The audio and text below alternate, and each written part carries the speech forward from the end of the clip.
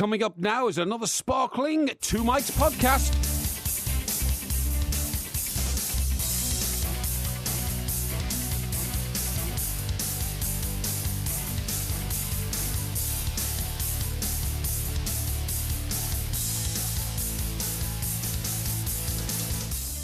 This is TalkSport Extra Time. I'm Mike Graham, and he, of course, is Mike Parry. Thanks very much indeed to Andy Goldstein and Jason Cundy for the Sports Bar. We've got loads and loads to do tonight. We're going to go all around the world. We're going to America, we're going to Canada, we might pop down to Australia. We're going to discover what's going on in the spirit world, because Porky's decided he now believes in ghosts as well. Quite frankly, I'm surprised both of us, actually, Mr. Parry, are even here this evening after your appalling infection of this particular parish over the last week. Well, you've been in here twice, right? Yeah. Monday night with me, Yeah. and then Wednesday night with Mr. Brazil. Yeah. And half the people at TalkSport now are suffering from the same man flu that you brought in. Yeah, well, thanks very much for the very warm welcome, Mike. That's very good of you, as usual, to try and spread the blame for something which is completely You're not looking my very fault. pale, by the way, if I Well, may say I'm not surprised I'm looking pale. I've been in bed all week. Today I had to throw the duvet away. I've been perspiring that much. I've lost nearly a stone in weight since Monday, right? You do look a bit thin, Yeah, actually. I do. Have you not eaten either? You've got to feed a cold. Haven't eaten. Can't eat, can't keep anything down. I mean, not only have I thrown the duvet away, that's gone. That's Why gone did in you the throw it communal. away? Because I was perspiring so much, I went through 4 duvet covers in 4 days, right? And in the end, I thought, this is not good enough. So maybe you should go to see a doctor. So the housekeeper came round. I said, get rid of the duvet, please, and get me another one. Yeah, so you didn't. No. When you say you threw it out, actually, she threw it out. Well, she knows where to throw these things. I don't know where to throw it. And the next stop maybe you should have burned it. So no, I'm getting a new. You probably should have burned it because it might have some kind of serious health hazard. No, don't be ridiculous. It's not, I haven't got Ebola or anything. I've just got the common cold. You wonder. That's what it is. But I didn't bring it in here already. One of our administrative staff, Lorraine, has been off for a couple of days. I'm seeing her this week. You infected the entire place. Rubbish. That's absolute nonsense. Ever since you were in here on Monday night, I have felt absolutely like death. That is absolute. Well, I feel like death anyway. But what do? I get out of my deathbed. I come in here to support you, to put a show, and all you do is mock and revile me. I'm getting slightly fed up with it. Words with the management may follow because it's not the sort of thing I should have to endure and put up with. I feel like, a man who's on his last legs. I don't know if I'll get through the 5 hours of this show. I've never heard so much moaning. I don't know if I'll get through the 5 hours of this show. Well, I mean, if you want to go and have a lie down at any point, I'm sure I could get a word in. That would be quite good. But here's the bottom line. Nobody wants to listen to you. Lots of people have said, it's actually quite irresponsible to come into a place of work when you are suffering from something which is so infectious. I totally agree. That you've given it to everybody. Well, why'd you come in on Monday then? I haven't given it to anybody. You gave it to me. No, I didn't. Yes, you did. I did. Go on, prove it. Why did I suddenly start feeling bad on Monday as soon as you were here? And I haven't felt properly well, and probably it'll take me another few days. Well, I very rarely get ill. I'll tell you where I got it from. I was on the tube 2 or 3 days last week, right, doing business about town, sorting things out, going up to the theatre to sort out tomorrow night's show. I travel on the tube every day. I don't get ill. Yeah, well, the people on the tube are in a enclosed space. They have germs floating around. That's where it came from. Now, if you can show me evidence that I passed it on to you, then I will happily accept a compensation claim from you. Other than that, why don't you shut your fat mouth and stop making out... So you're not feeling that bad, then? Stop making out that it's my problem. It is my problem, but it's not my fault. And I'm not accepting it. I'm not having it. I'd much rather talk about those Everton fans in Lille who seem to be subject to a bit of what was that all about? Brutality. Well, to be fair, the game was so boring. You don't blame them for getting involved in something else, really, do you? Oh, my, you have to be so predictable. There's nothing boring about the game. It was a 0-0 draw. I know, but I thought it was a brilliant defensive display in Europe by Everton. Really? And against a team that are 5th in League 1. And the couple of lads I've spoken to who are in Lille said that it was completely unprovoked. Coppers suddenly... Excuse me. All right, but Mr. Porky Parry will now take a short interlude while he gets closer to death's door. Hang on. He must be literally knocking on death's door at the moment. Well, I tell you what, I'm going to tell you a story during the show about somebody who thought they had died, they hadn't died, but they've seen heaven. Really? Absolutely right, Mike. And now, look, you'd normally say... I've had a couple of experiences like that. Have you really? I'd died and gone to heaven. Oh, really? Oh, well... Yeah. well I can't really explain what the circumstances were. Anyway, the point of this story, and it's a fantastic story, which we'll get to later in the show, because we want to talk about Balotelli first, a man who's clearly He's all over the back psychologically pages this flawed. morning, isn't he? Clearly psychologically Well, flawed. psychologically flawed may be a bit harsh, I think. No, it's not. I'm telling you, he's psychologically flawed. And if you say, how can you say that? How have you come to this diagnosis? Well, then? Dr. Parry. It's blinking obvious that he's psychologically flawed. If a man is sitting there with his mother and his mother says, "Go and get a pint of milk for me, son," and he goes out a few hours later, comes back with a furniture van full of furniture and cookers and all sorts of things bought from Manchester's top store, then you are psychologically flawed. And you know, I'm not... where have you got that story from? That happened when he was at Manchester City. It's a well-known story. He admitted to it in an interview that I saw. No, but he's eccentric. He's a bit like you. I mean, you're eccentric. I mean, I wouldn't call you psychologically flawed. Eccentric, I think I prefer. Do you not remember during the Thatcher era when Bernard... Ingham was the chief information officer, i.e. Mrs Thatcher's personal press officer. Yeah. He described a cabinet minister who was causing Mrs Thatcher a few problems as semi-detached. Oh, right? yes. A semi-detached cabinet minister.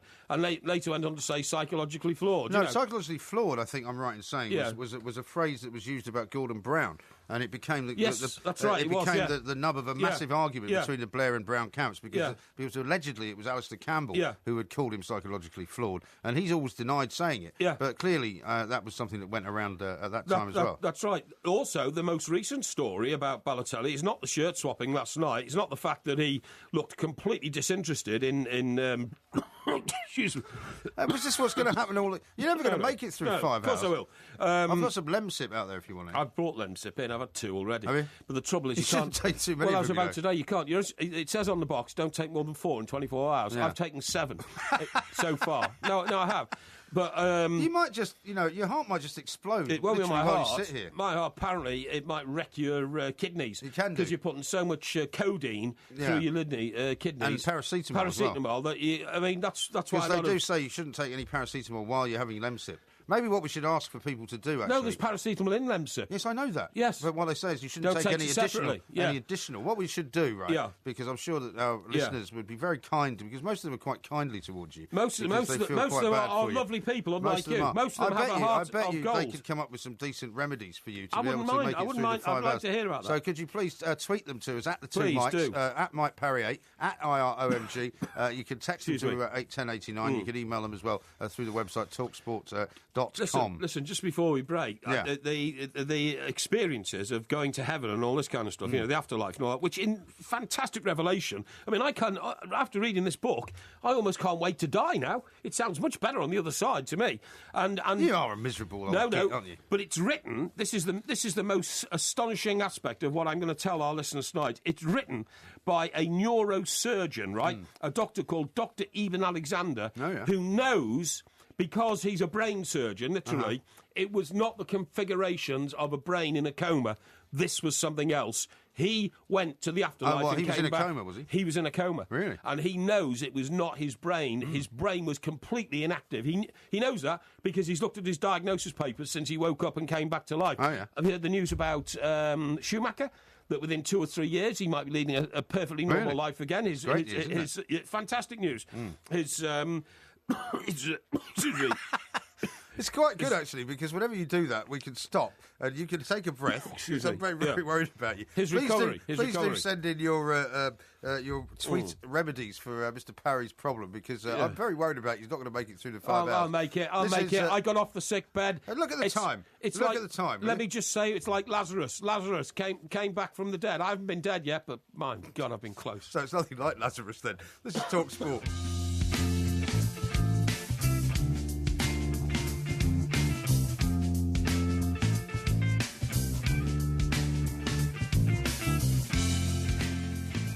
This is TalkSport Extra Time. We are the two Mikes. He's Mike Parry, I'm Mike Graham. We've got a 5-hour spectacular for you tonight. We're going to go all around the world. We're going to visit the spirit world Certainly as well. are. But first we're going to visit Lille in France, of course, because that's where Everton were. Yeah. And we want to hear from Everton fans who are out there. You might be on your way home. You might be still stuck over there listening to TalkSport. Do give us a call. Would you like to give them the number? Yeah, the number is 08717 223344. I'll give you that again. I'll give you it slowly. Too many people, when they put out this number, and you can't get it. So let me tell you, kids, listen now, imprinted on your eardrums. Well, I'm talking to the listeners. They're a very young age profile, people listen to this. Yeah, but I don't appreciate being called kids. Well, they may be kids to you. It's down with the kids, you know what I mean? It's that sort of thing. It's 08717 222 I think that's paracetamol. 871 buzz is starting to hit you. 222 There are. You'll remember that now. So give us a call, please. We'd love to hear from you. You can become part of this great show. Thank you very much indeed, Mr. Parry. So anyway, the game itself, right? Pretty boring, you have to admit. I mean, when you see Spurs it's not boring game, when you're an did you see Everton Eric fan. Lamella's goal? Yeah, that was a worldie, wasn't it?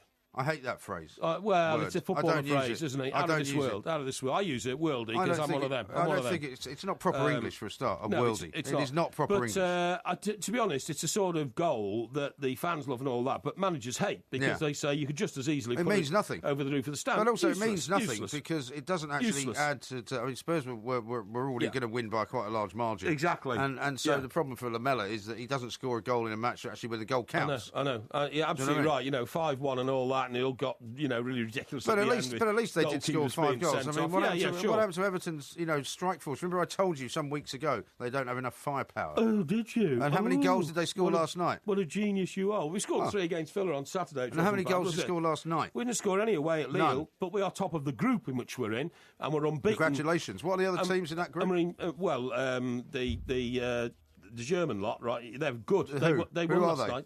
Wolfsburg. No, not Wolfsburg. They're Yeah, not, it is Wolfsburg. Is it Wolfsburg? Yeah, it is Wolfsburg. You don't know, do you? Of course I know. I'm just a bit confused with the paracetamol.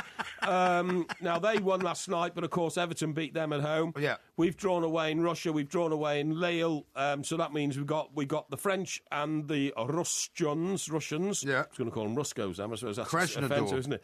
Krasnodar. We've got them back against them, and we have to go to Wolfsbergen and see what we can do against the Germans. Yes, that's right. Yeah. That's where Wolfsburg come from. I mean, I must admit, because I was so ill earlier on, I had to sleep through the Everton Well, you're game. claiming illness now, are you? Well, have you not been listening to the last 10 minutes I've been talking? I was infected by your lurgy. I've not been well since Monday night. You're just making that up. Since you came in. What I don't do is moan and groan about it. But people last night were quite concerned because my voice was getting very husky and it was occasionally cracking. Most people I was listening to, your voice might have given up, mate. We could have put on a record.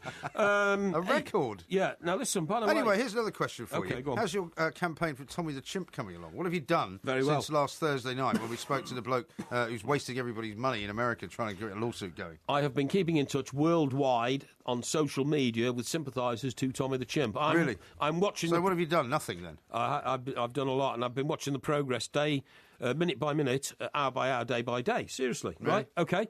Now listen, this is all very interesting stuff. I want to talk about Alvin Stardust in a minute. Okay. Well, we'll talk about Alvin Stardust later. I know. But listen, I'll tell you what I'll talk to you now. Are you one of these guys because you can't organise your life properly, because you have responsibilities, you have children? I thought we were talking about Mario Balotelli. Yeah, we are going to talk about him. Yeah, good. No, we are talking. Good. Just before we went into the break, there was first you were going to tell us about Michael Schumacher. Balotelli. You're all over the place tonight. I'm not. No, let's settle down. Right, Balotelli. Okay. Look on the back page of the Daily Mail this morning, for example. Yes, I'm looking at it. Mario police probe. Yeah, well, this is a silly story, to be honest. I mean, I'm not blaming the Mail for putting it there because it takes the Balotelli story on. Yeah. But he parks his car outside his mum's house in Manchester, the house he bought for her when he moved to Manchester The same mum City. that he was going to get the milk for, presumably. So, same mum he's going to go out and get the milk for, and comes back literally with a lorry load of furniture from one of the great furniture stores on Deansgate in Manchester, right? Posh part of town and all that kind of stuff. But anyway, point of the story is, he parks his car, this woman takes a picture, he then objects, and she felt he objected in such a manner as to be threatening. So the allegation is, and it is only an allegation, is that the police have taken an interest in this sort of social confrontation. It says officers will be speaking to all concerned in due course. Exactly. So they're not getting that worked up about it, I suppose. Of course they're not getting that worked up about it. And to be perfectly honest, I mean, these guys can get fed up, taking pictures of you all the time, particularly after he's had a night when he's hit the headlines for other reasons. So I don't blame him for that. And also, to be honest, the reason that it's the back page lead on the Daily Mail is because it's Mario Balotelli. Of course. Because if it was anybody else, I'm sure that lots of footballers and lots of famous people get involved in this kind of stuff all the time. If you were Brendan Rodgers, would you have said to Mario Balotelli from the start, look, I'm sorry, but I don't really like that sort of haircut. A gold Mohican is not my sort of haircut.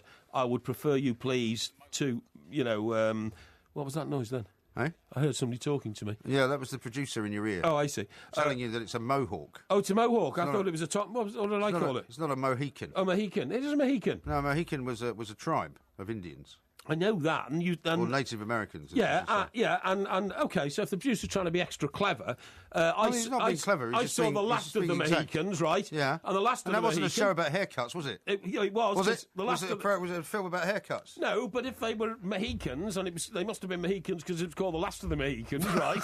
Well, there weren't many of them left by the so end. they had a haircut like this. It was called a Mohican. No, it was called a mohawk. Did you see that film, by the The way? people, it was very long. Was that not Daniel Day-Lewis? Well, I mean, it started ridiculously when they shot a deer, right? They shot a deer for lunch. The only film worse than that actually was Dancing with Wolves, which was on that was last dreadful. weekend. That was and, dreadful. And it was one of those things Kevin where Costner was actually a traitor, my wasn't he? son wanted to watch it, right? So Yeah. every time I went out to do something, I'd go Yeah. in the garden for about Yeah, 25 sure, minutes. yeah. Came back and the film's still on. Went out and actually bought some stuff up the road. Came back, Yeah. it's still on. Went- the longest film in history. went for a weekend to Absolute Calais, cobblers. came back, it was still on. Literally could Yeah. have flown to New York and come listen, back. Listen, man. But the Last of the Mohicans was the same. Went on and on and on.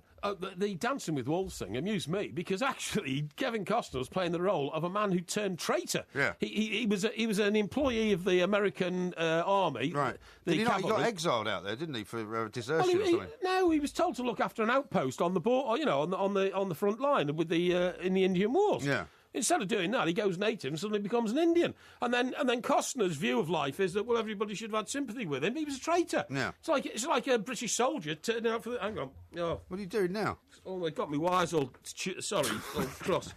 No, that's better. Sorry, nearly ripped I off can my now headphones. I can describe the scene where yeah. Porky's now basically trying to Yeah. attach himself from Right, some wires. okay, I'm back in, don't worry. Now, what I was going to say was, so all this idea that, he was Kevin Costner, the hero, the man who stood up for principle, that's rubbish. He should have been shot as a traitor. But anyway, the film Last of the Mohicans, great film, and I thought it was okay, except from the start. At the start, they're all running through the forest in Connecticut, that's where the Mohicans lived. Did they? Excuse me, yeah, and with bow and arrow, they shot a deer. Was it a deer? Yeah, it was a deer. Anyway, before they decided to have the deer for lunch, that's why they shot him. Yeah. That's what you used to do when you were a Mohican. You'd go out and hunt for food. Well, I used to do that here as well. Yeah, that's exactly. Of course they did. Some people still do, Some people still do. Yeah, quite right. but not with bows and arrows. Not with bows and arrows, no, with high-powered velocity rifles. So anyway, they all then kneel down and say a prayer around the dead deer. Yeah. Have you ever seen it? Have you seen it? Yeah, I How can't vaguely ludicrous remember is it. that? How ludicrous is that? And then, Well, why is it ludicrous? well, why would you say, right, there's a deer, But the whole let's get point him. of the scene was Yeah. to show that these were people who, yes, they were killing another creature of God's planet, Yes. but they were so kind of together with the planet that they realised that they had Hang to on. say a prayer Hang on. before their God, because that would make the killing of Well, the hang on. beast better. If the Apaches suddenly knelt down and said a prayer around every buffalo they killed, right? Well, maybe they did. They'd never have had time to take it home for dinner. No, they didn't, because the Apaches actually cleared America of buffalo. There used to be 30 million buffalo in America until Geronimo got going and said, we'll have them for lunch, right? And within 10 years, there were no buffalo. Well, there's And that's- buffalo now. That's why. You That's didn't why. wipe them out. There are buffalo now. That's why the whole Indian nation ended up on a reservation. Is it? Okay, yeah, that's right. That was a song. It was a song. Paul Revere. Paul Revere. He Yeah. did not die the other He week. died last week, and that's how I came to know. They took the whole Indian nation, boom, boom, boom, boom, boom, boom, boom, put them on a reservation. That was the only great song he wrote, but he was... It's the only song he wrote, isn't it? yeah, he's only decent song he wrote. He was brought into the music scene in the 60s to rival the Beatles. He was the American rival to Yeah, the Beatles. that wasn't but a very good idea, was he it? wasn't very good. Anyway, look, We're getting not back supposed to... to be talking about Mario Balotelli. Of course we are. We're talking about Balotelli. So God's sake. what I'm saying is, the old Mohican haircut... Mohawk. The Mohawk, okay, I'll concede that because you're only going to try and correct me all the way Well, I'm through just it. telling you that is correct. Okay, the old Mohawk. Now, that immediately puts him at odds with, in my view, with the sanctity, is that the word, or the principles of Liverpool Football Club. Now, you'd never see The Stephen... reverence, perhaps. Maybe the reverence. You wouldn't see Stephen Gerrard with a Mohawk. You wouldn't see Stephen Gerrard with a, completely bald They've head. had some funny old haircuts, some Liverpool players, though, in the past, haven't they? When Gerrard was a young What boy... about Robbie Fowler? Robbie Fowler used to have all kinds of... Robbie Fowler used to have that have a the sort of green shock hair of once. he had blonde hair, he had all sorts of weird stuff. going on with Yeah, his but hair. what I'm saying is, mature players like that. Brendan Rodgers has a sort of disciplinary code, as far as I can see. Yeah. I admire Brendan Rodgers, like the cut of his jib. I think he's a principled man. Like, like Everton's manager. They're two fine and outstanding examples of young managers. And that's the first thing with Balotelli. He goes there and he suddenly, look, I don't mind having a Mohawk haircut, if he scored 12 goals already, but he hasn't scored any. Well, he scored one goal in his 22 last games in the Premier League. Excuse me. Which is unbelievable. And one goal for Liverpool. You know what's good? As well, noticing is just about every 10 minutes you start coughing. Oh, no. So that's a good time to look into the light because it is that time. We are the two mics. We will talk about Mario Balotelli, I promise, at some point, once we get beyond all this other nonsense that Porky's going on about.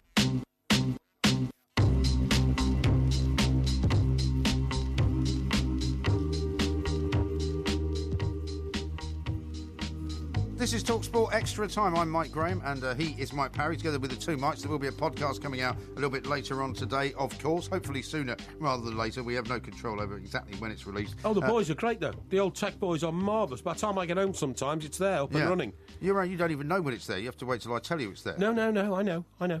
You're only saying all that because the guy fixed your computer as well. Well, they fixed my computer. Once again, it's all about your unenlightened self-interest. No, not at all.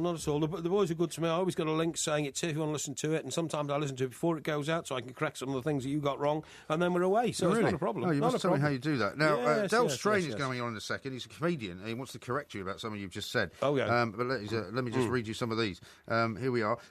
Gif Gaff says, I'm pretty sure it doesn't take rigged questions to make Porky look stupid. He's capable of doing that all on his own. Who says that?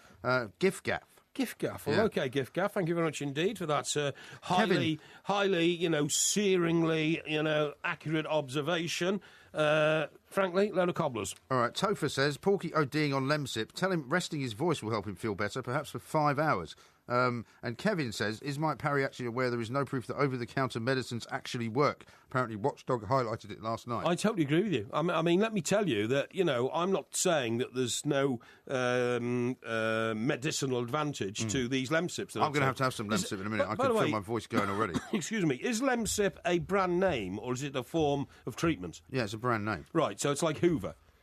Well, yeah, but you'd be hard putting a Hoover in a glass and putting it into a solution and drinking it. You fool! But what I'm saying is, Lemsip is not a generic name for a load of powder you put into a cup and then put a kettle into it. No, it's a brand name. Right. Well, in that case, I'm not denigrating it. All I'm saying is, it doesn't work for me. Now, that doesn't mean to say. Well, why have you had 7 of them then? Well, because I was trying to make it work. I thought an increased dose might make it work. Maybe you should have another 7. I think I've just got too much fortitude. I think that I'm too strong, mentally, physically. No, I do. I think my chromosome balance is such that, it doesn't respond. We'll go back to the chromosome balance with Tommy the Chimp in a moment. How about this? Freddie Jones says, how about this is a solution for old Mike Parry, immediate retirement. Immediate retirement. That is a bit harsh. No. Although I tell you, worse things have happened to people who've been as ill as I have. It's very hard to come back when you're in the state I'm in. But you do look a state as well. I will. Let's talk to Del, because Del is a man that used to pop in and out of TalkSport many, many moons ago, and he wants to correct you on something you said. Del, a very good morning to you. Welcome to the show. Oh, thanks, mate. Yeah, I'm actually on my way to Glasgow. I was on the motorway. I had to pull into the services. Firstly, I just think for a start it would have been better if you hadn't said nothing about the cold and just soldiered on and we were all immune it anyway, because when I was little you just got on with it. A cold wouldn't even get you off school. Secondly, last in the Mohicans, he was called Lang Carbine. He shot the deer at the very start, and they were actually, the last of the Mohicans was Uncas, and Chingon Chuk cried when Uncas died because he was last of the Mohicans. And Mohawk is squarer, Mohican, Virgin Megastore, punk rocker and bondage trousers. There's the two differences. And also, as far as Dances with Wolves goes, it's all about perception, Mike. To me, it's like saying someone born in Germany that actually went in the German Waffen-SS and went to Latvia and saw what they were doing in Latvia and then joined the resistance. So it's all about perception. No, it's not, mate. He was a striped leg, and he was being paid by the US government to preserve the law, and the Indians were seen as the enemy. And he was 10 million of them were slaughtered so they could go in and steal all the gold in the land, which Lincoln didn't even want to happen, by the way. And some say it was the Freemasons that took him out because of that. But at the end of the day, man, you know, it doesn't matter what haircut Mario Balotelli. Do you honestly think all those people in Croxteth and that give him monkeys what haircut he's got? They don't care. They want him to see him playing football. And to be honest, the hassle that boy got in Italy as well, you don't know what's going on in his head. You don't know if all that's bringing up. Dell's been on the Lemsip. Yeah, Dell, listen, mate, I am on record as saying that the massacre of the Native American, i.e. the people we knew as Red Indians when we were kids, is the greatest act of genocide in the history of the world, right? I'm on record as saying that.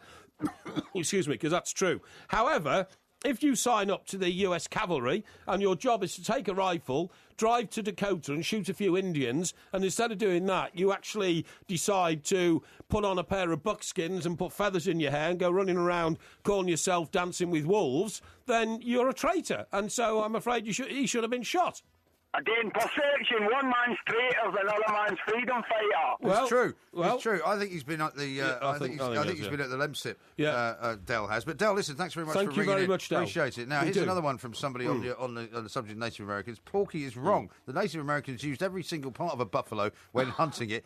Can you stop coughing, please? I can't help it. In order to preserve the natural order and natural supply, it was the immigrants into America that hunted the buffalo to extinction by simply over-hunting them and misusing the buffalo's carcass. Well, the white man, basically. Well, white men didn't hunt buffalo. Well, I think you're wrong about that. No, I'm not wrong about it. I know exactly what all about. I know the history of, North American, Native Americans and all that. I mean, do you know Geronimo was probably the greatest leader of men ever? That's rubbish. Probably until Gandhi. The whole point Gandhi. Well, since you know supposedly so much about Native Americans, we'll have to give you a quiz on the Wild West. No problem. But what basically happened was when the white man came in to steal the Indians' land, they realised that one of the ways of moving them off the land was to rid them of all the buffalo. So they shot all the buffalo so that the Indians couldn't eat anything. No, they did. It's the other way around. What do you mean it's the other way around? It's the other way around. What do you mean the Indians decided to kill off their food source so they'd have nothing else to eat? Is that what you're saying? No. The Indians so overfarmed the buffalo, they had to They then had to go and find new lands where there was buffalo. And the new lands where there was buffalo had been colonised by the white man,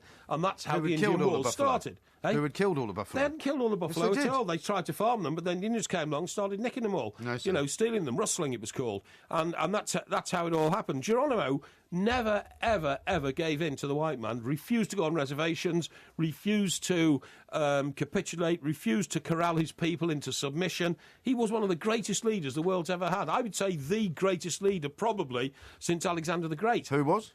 Geronimo. Weren't you listening? Geronimo? Yeah. Hey, boy, take me back. I want to ride in Geronimo's Cadillac. Have you ever heard that song? Geronimo didn't have a Cadillac, did he? Well, you know what I'm saying. Have you never heard that song? No, I don't know that one. Well, who that Who is? sang that? I don't know, but Please don't sing it again. Let me read some of these to you. Look into the light for a minute. Hello to the Man Flu 2. Are we listeners safe to listen to you as the bug might come through the airwaves and infect us all, says Paul in Manchester. Now, here's the first of many suggestions for what you should do, right? Paul in Dorset, and I want you to think about this when the next break comes up and the news is on. Garlic soup, a whole bulb of garlic and some onion. Eat a good bowl, and by tomorrow morning, you'll be free of the cold. I hate garlic. I'm sorry. I honestly hate garlic. I couldn't eat garlic. All right, well, how about this one then? Flo in Glasgow, warmed whiskey laced with honey. One each for each of us. My dad used to drink hot toddy, which was whiskey with a bit of sugar and hot water. I can't stand whiskey. The aftertaste for me, whiskey, stays in my throat for weeks. I can't stand it. I can drink some spirits, although I drink hardly anything these days, as you know. That's the funniest thing I've heard all night. No, a few pints of beer. That's rubbish. I haven't. We're going to be at the Hen and Chickens tomorrow night, right? Yes. Am I not right in saying that the last time we were in a conversation with Hen and Chickens on Twitter, that they said that you practically drunk them out of Pinot last time you were there? Well, I was very generous to people who were there, as I like to be. They came and supported us and all that kind of stuff. No, what I was going to say is that I try to keep it to beer only and maybe only 1 or 2 pints a day, if that. So tomorrow night, what will you be drinking? Oh, I'll have a glass of wine tomorrow after the show. Because glass of wine after the show? To de-stress. Well, what about the bottle of wine we have during the show? We won't do that tomorrow. I don't think we should. I think that that's, I mean, I can keep a grip. I'm not sure you can. It could all get out of hand, so I don't think we will. But what I was going to say was, the hot toddy thing, it's just a myth. Putting alcohol in your body ain't going to rid you of flu. Actually, no. When I used to get really bad colds, because I used to get them when I was younger, I don't get them so much now. I used to literally, my cure was to basically drink a bottle of whiskey and go to bed. And it always worked. I always got rid of it.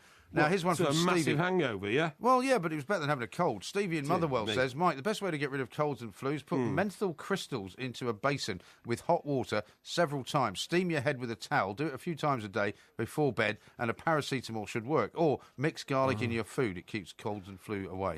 Well, I eat an awful lot of garlic, and I've still managed to get the lurgy off a porky.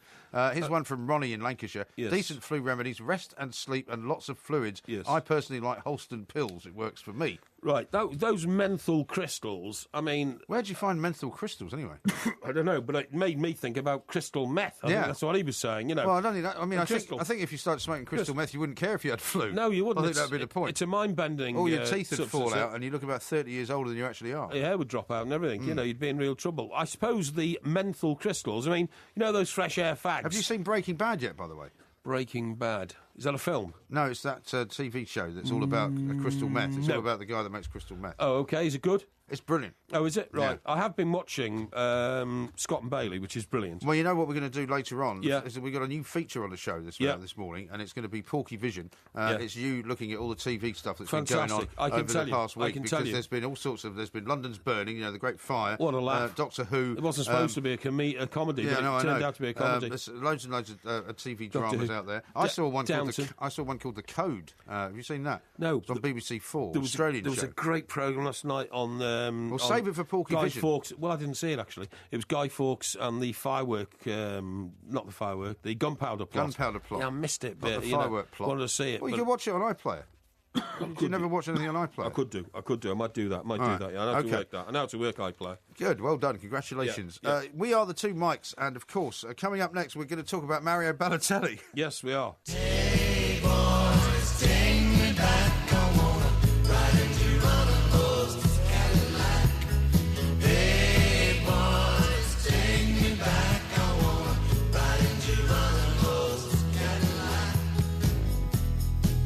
So now do you believe me? Hey? It's the first time that the song that you Yeah, just sang thank you. has been played, and it's actually Yeah. worse than you. No, well, This is actually worse than you singing. well, it's awful. It's not. It's. Who is it? Who is it? I don't is know. it? I don't know who it is. Somebody will tell me who it is. But I Hoyt mean, Axton. who? Hoyt Axton. Hoyt Axton. Never heard of them. But anyway, I knew there was a song about Geronimo because I know most Yeah, but things. how would you even know this song? Well, because I researched rubbish. Geronimo, didn't I? And I found out what songs had been written about him. There you are. You see, that was all good. Great. I tell you what, some headlines here about Balotelli we're going to have to look at in a minute. I'm telling you. 68 days to save his cop career, says the back of the Yeah. Daily Mirror. Misfit Mario's warned to shape up or hit the road in January sales. Now, the Times, otherwise known as the Thunderer... Well, you know, I said this. I predicted this last night on the show, and I said, "Is it Yeah. surely now not Yeah. time for Brendan Rodgers to actually admit that he made a mistake signing Mario Balotelli and just move him out in January?" I totally agree with you. If you hadn't said that, I'd have said that too. Yeah. But he should never have brought him in the first place. I said at the start of this season, I said anybody who takes on Balotelli is absolutely mad. Do you know what it's like? It's like a girl taking on the bad boy who's on the back, the front pages all the time. Yeah. George Best. Oh, Right. I can tame I can George. tame George, and yeah. all that kind of stuff. And managers are the same with Balotelli. I can tame Balotelli. Well, I tell you who couldn't tame him. Jose Mourinho, Pellegrini, Yeah. and Ancelotti. And what about Mancini? I meant Mancini, not Pellegrini, sorry. So Ancelotti's won the Champions League, Yeah. Jose's won the Champions League, and Mancini is a 5 times winner of the Italian League. Yeah. And they He all won the think... Premier League as well, didn't he? Yeah, he won the Premier League as well. And they all think that they can tame this guy who's psychologically flawed. And I make no apology for saying he's psychologically flawed because he cannot fit into a team. The biggest argument about Balotelli from his teammates, from his manager and all that is he can't fit into a team. I mean, Graham Souness was brilliant on him today. I heard Graham Souness talk today and he said, I honestly don't think he knows about the concept of teamwork. No, I don't think he does. I don't think you know about the concept of teamwork either, but hold your horses for a second because we've got hold of Terry Snedden, Excellent. who's on the ferry coming back from Excellent. Belgium, having been to the from France rather, having been to the Lille game. He's from the Witness and Runcorn Everton Supporters Club. Terry, very good morning to you. Good morning. Thanks very much for joining us. Now, I'm saying it was a bit of a boring game. Porky Parry says it was a good point away Of course it was. in the Europa League. How was the game? At the eventuality at the end of it, I'd say, yeah, it was a good... It tweaked with the team again, so just to try and save players, no doubt. So at the end of it, Yeah, it was a good point, yeah. Right. And a lot of Everton fans went over. I was told it was going to be something like 10,000 on before the game. But what on earth happened before the game? It seemed to me that I saw a lot of pictures of the French police, who I hadn't seen decked out like that since France '98. I mean, they looked like they were preparing for war. I was just in the place called the Grand Place, which is probably a main square there, where you get a few drinks and everyone seemed to be a general mingling point. And all of a sudden, about 12 sort of 10 or 12 riot police just came across and barged through to probably go and sort out a minor incident in a lot of people's views. But the amount of people that they sort of scuttled to the floor was unbelievable. Even a couple of kids who were probably 8 or 10 years old, who were absolutely screaming their eyes out, which was ridiculous, really. That's terrible. So it was a total overreaction, Terry, was it, from the cops?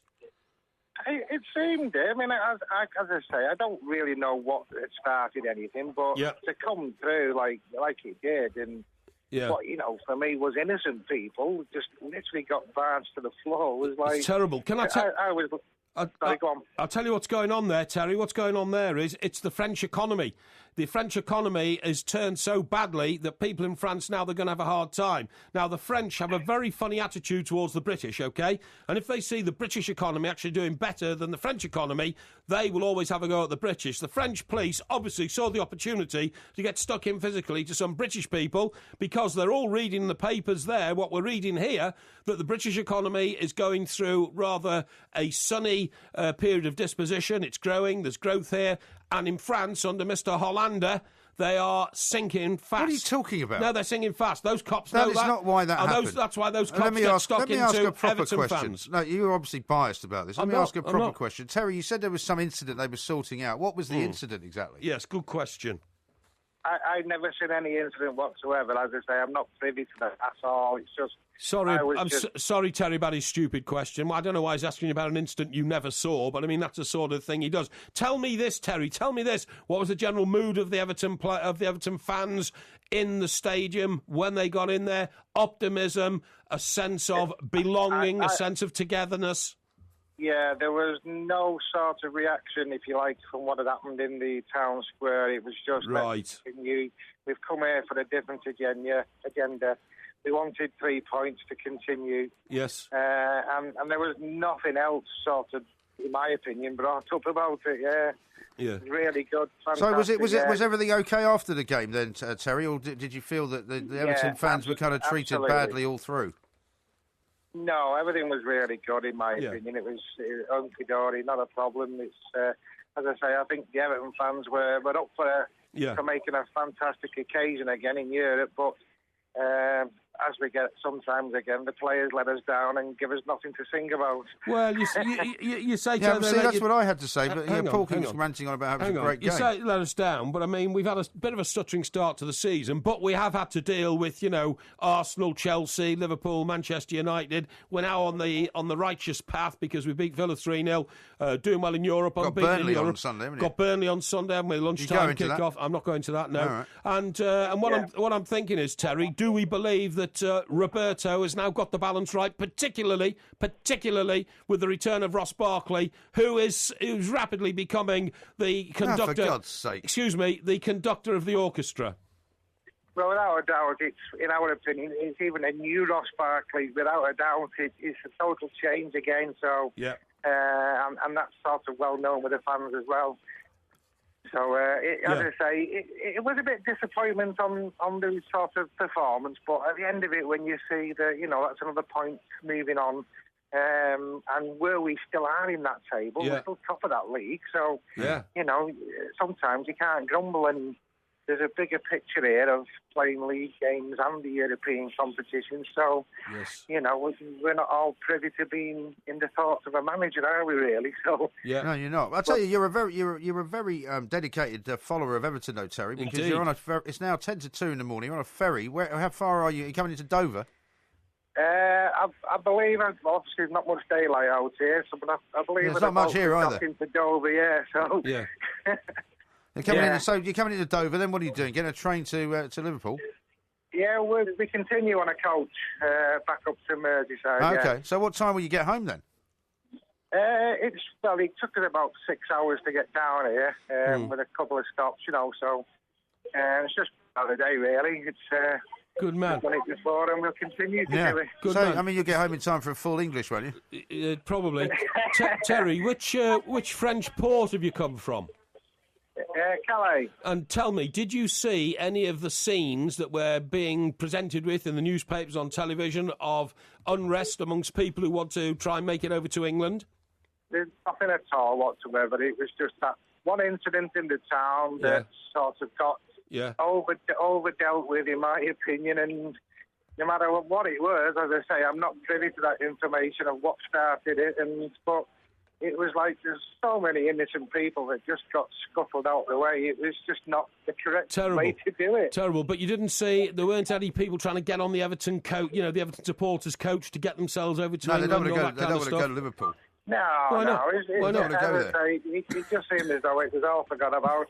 Yeah. We've got a match here to concentrate on. Excellent. Well, that's great. Okay, Terry, Terry, thank listen, you very much indeed, Thanks mate. very much for well talking done. to us, and have a great trip back. Safe trip on the old duty free. That's a terrible thing that you've just said. What's that? Making this standard joke about, illegal immigrants coming to this country, last place I want to go is Liverpool. That's not what I said. That's what you just said. That is not what I said. That is what you said. That is not what I said. You said dismissively, well, they wouldn't want to go to Liverpool, would they? Yeah, that's right. Well, what do you mean by that, then? They don't want to get on Everton coach, do they? Well, why would they want to get on Everton coach? Because it goes to England, Rubbish. and once in England, they could jump off it. Yeah. But you had to put the boot in. You've just been You had to put the disappointed. boot in. No, you've just been disappointed. No, you had to put the boot in on people from Merseyside. You asked Terry to answer a political question, which he clearly didn't feel comfortable doing. No. It was better when you were doing the old Everton loving, actually. Yeah, I preferred that. I hope that the wrath of Merseyside comes down on you now. You're just trying to and wind you're trying people to up about ignore me. the massive insult you've just landed on one of the most distinctive parts of this country. Yeah. I'm Did you telling notice, by the way, that he was sort of witness... Go on, change the subject. Go on, change the subject. It's the same Do you want subject. to apologise to the people in Merseyside? I've got nothing to apologise Why don't you for. do it now and then get it out the way? I've got nothing to apologise for. And then you won't get all the hate mail Listen, in the morning. matey, if you want to start getting into the business of making apologies, you really don't want to go down that road. Oh, yeah? Here's the Widnes and Runcorn Everton Supporters Club. That would be near the Widnes and Runcorn Bridge, wouldn't That's it? right, yeah, So absolutely. will they be going over that, do you think? Well, if they're going to... Do you think they'll reach St Helens before they reach Warrington? Well, St Helens is a bit further north, so Isn't they it? will. Yeah. Look, so they won't, will they? the Runcorn Widnes Your Bridge favourite rugby team, that, goes isn't it? from Runcorn to Widnes. So depending on whether they live in Runcorn or Widnes, they'll have to go over. It also goes from Widnes to Runcorn. Of course it does. Depends which way you're going. Yeah. Well, no, from the south. It's All right, Runcorn. well, now you're being specific. And then on the other side of the bridge is Widnes, right? But if you're coming from the other side, it goes Widnes to Runcorn. Well, of course it does, you idiot. But what I'm saying is, it depends on which town they live in, whether they go over the bridge or not. Well, they certainly don't go to St Helens, that's for sure. You're wriggling now because you know you've insulted the people of Merseyside. I've not insulted anybody. I'm telling you, I'm not going to come to your rescue. You don't I'm not need going to come to your rescue. You don't need I'm not to. going to stand there, and put my arms out and say, leave the boy alone, he didn't mean it, because you won't apologise. I've got nothing to apologise for. I think you have. Well, you think I have because you're trying to constantly put me in trouble with people. That's because you not think at all. it's the only way that you can get yourself off It's the your hook. loud blabbermouth that got you into trouble. Don't expect me to get you out. Here's one from Alexander, your good friend, the Russian in Waterloo. Oh. Dear Mike, my health tip for Porky would be for him to proclaim unclean, unclean, as he moves among his fellow citizens whilst tolling his leper's bell, thereby allowing them precious chance to flee and avoid contact with his pestilential self. Oh, yeah, that's funny, very dude. good, that, Alexander. I like that. I don't know. I know Here's small one from things amuse you, don't they? Ronnie in Lank says, Porky, get a taxi home with the amount of flu remedy you've had. You could be over the drink drive limit. You could be, I tell you. And then here's one from someone who says, can you please tell him to stop coughing? It's doing my head in. Sorry about Des that. from Northampton Hospital. Can't help it, mate. Take a lozenge. I've got some lozenges, actually. I've got lozenges in the car. I'll go and get some. We'll go and get some out of the car. Yeah. And then Darren from Bolton says, try Vicks Vapor Rub on your feet, leave a pair of socks on, then go to bed. What?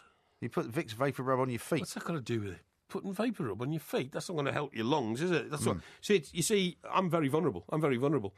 You're the least vulnerable person I know. Lungs, heart, excuse me, all could impound them on each other. I mean, it could be a long night, this. Could be a long night. Well, I'm worried about you, seriously. I don't think you're going to last it all the way through. Don't Now, worry about it. what I want to do is coming up in the next hour, we're going to talk about ghosts, because we've got a psychic medium coming on. Because you've got a ghost story to tell us, haven't you? You reckon that you know. Don't tell us what it is now, just give us a flavour of it. Well, the thing is, I now believe that I know what happens when you die.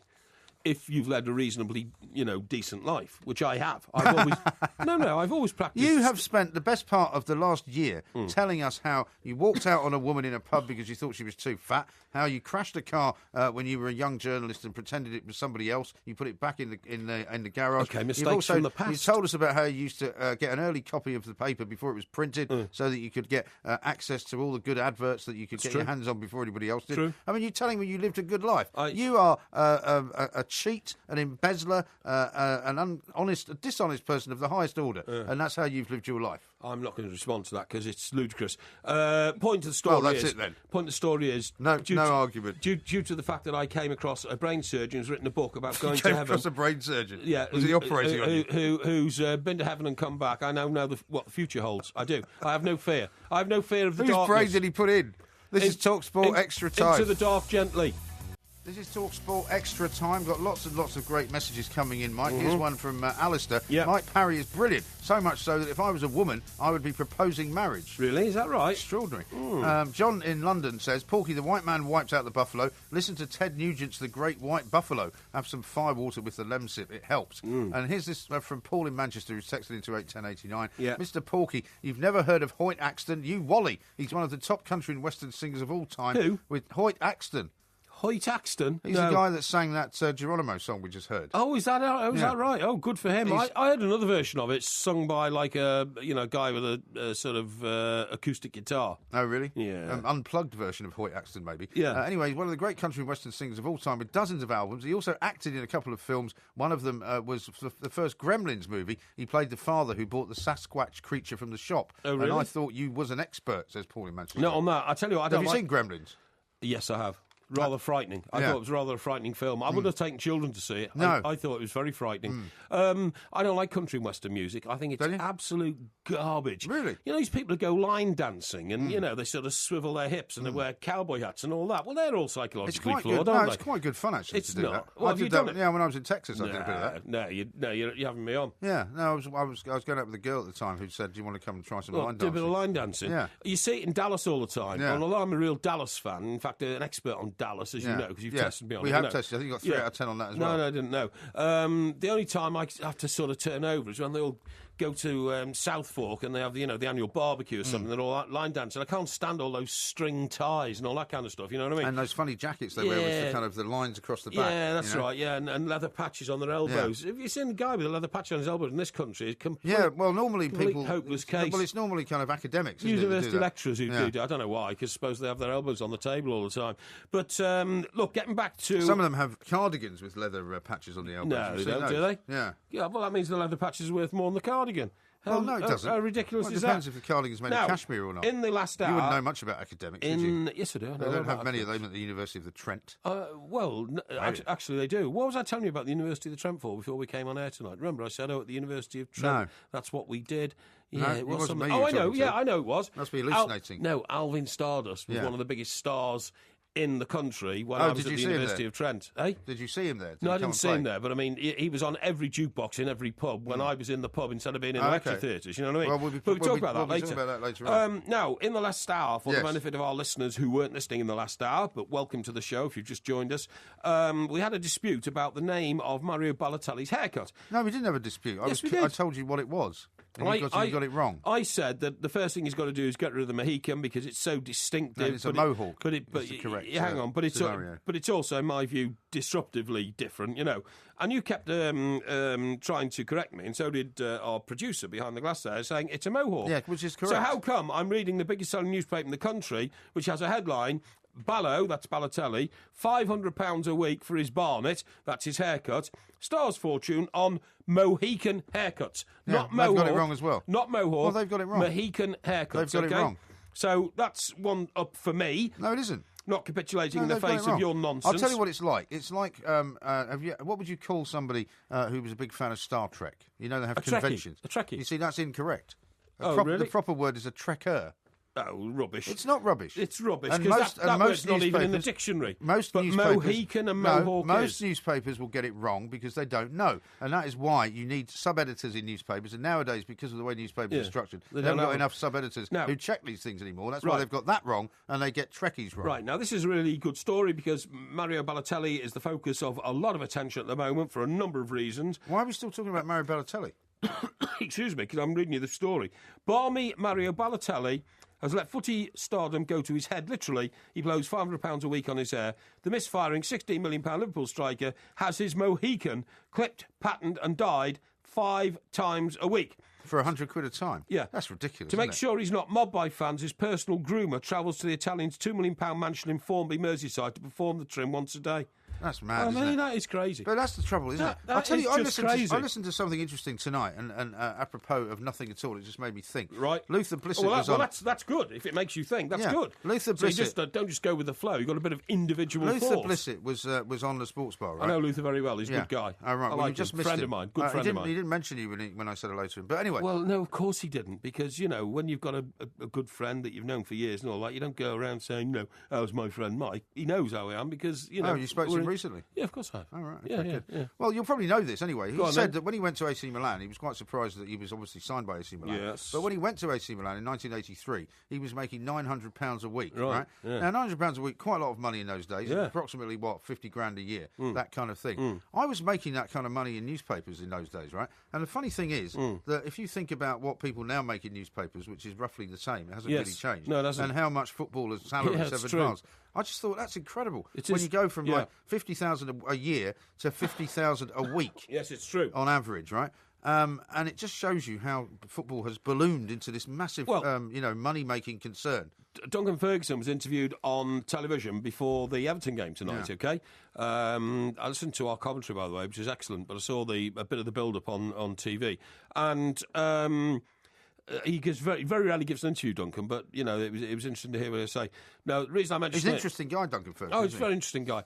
Now, when he was a player at Everton, one of his tricks to unsettle a defender was to grab the shirt of the defender, like all attackers do, but he'd say to the guy, how much do you earn a week, son? Because I'm getting £4,000. Yeah.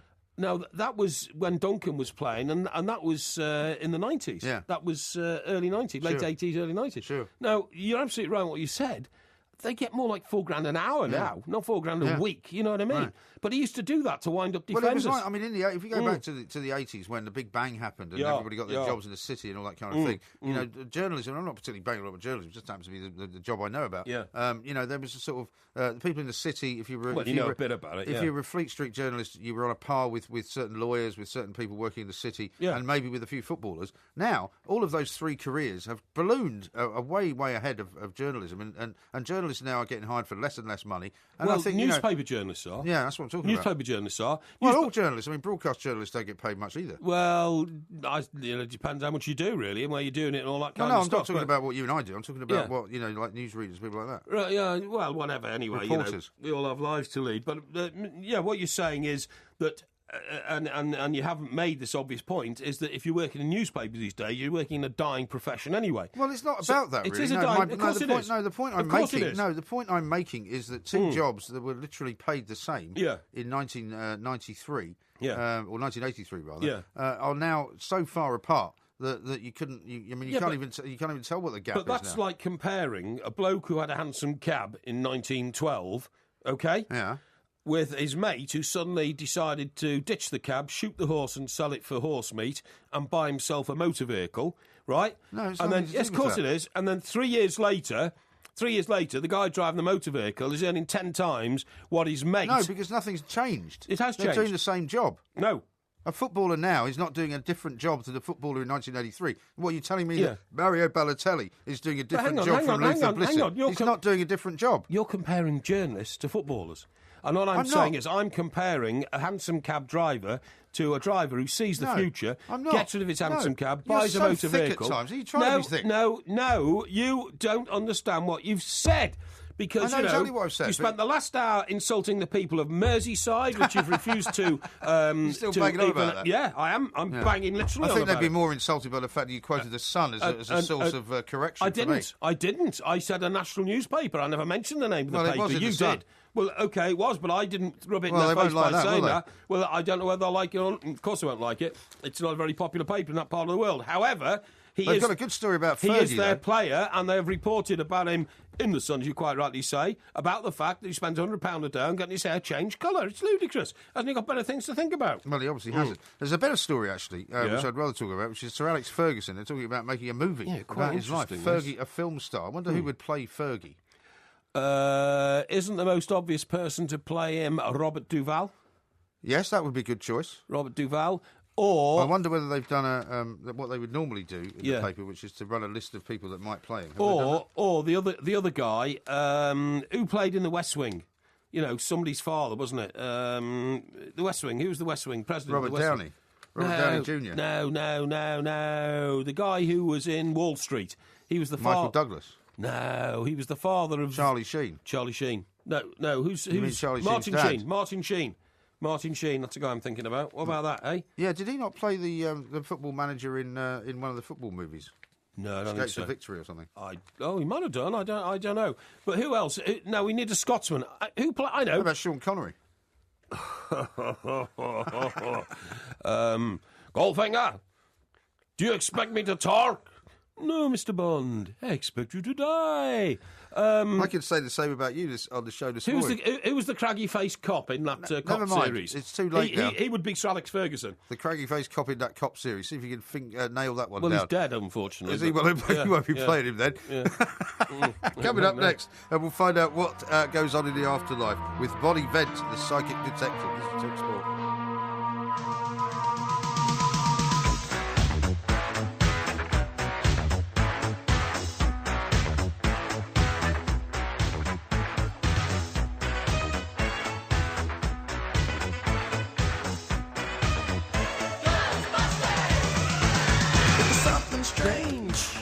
In the neighbourhood. Who you going to call? Ghostbusters! You know, I recorded this once, Mike, don't you? Yeah, I think you've told that story once or twice. I recorded this with the guy who wrote it, Ray Parker Jr. Yeah. He was in this very studio. He was standing there. I was standing here. He told me how he composed it. We recorded it, and it's still on record somewhere. Imagine that. Imagine saying you recorded Ghostbusters with the man who wrote it, the legendary Ray Parker Jr. I think that is very impressive. Yeah. Thanks for pointing it out, because not many people have heard that story. Well, I want them to know. I want to express it far and wide. You've told that story about a million times. I'll keep telling it, mate. It's Any one of my story that proudest involves moments. you're very happy to tell.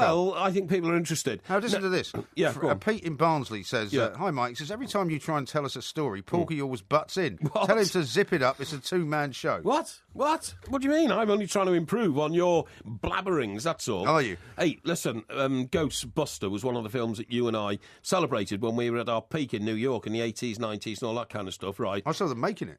Oh, you did? Yeah. You went out on the set and all that? Yeah, well done. However, what I was going to say is, because now I'm going to talk to a real ghost expert, that was about, like, funny ghosts, where in fact there's a real serious Well, side there were to some ghosts. who were not so but more malevolent than benevolent. Oh, yeah, but it was. I mean, it made a comedy, wasn't it? Exactly, it's a comedy, made fun of it all. But in fact, there's a real serious side to ghosts and apparitions. Yes, well, we're going to talk to Bonnie Vent about that. Excellent. Bonnie is a psychic detective medium. She's on TV in the United States of America.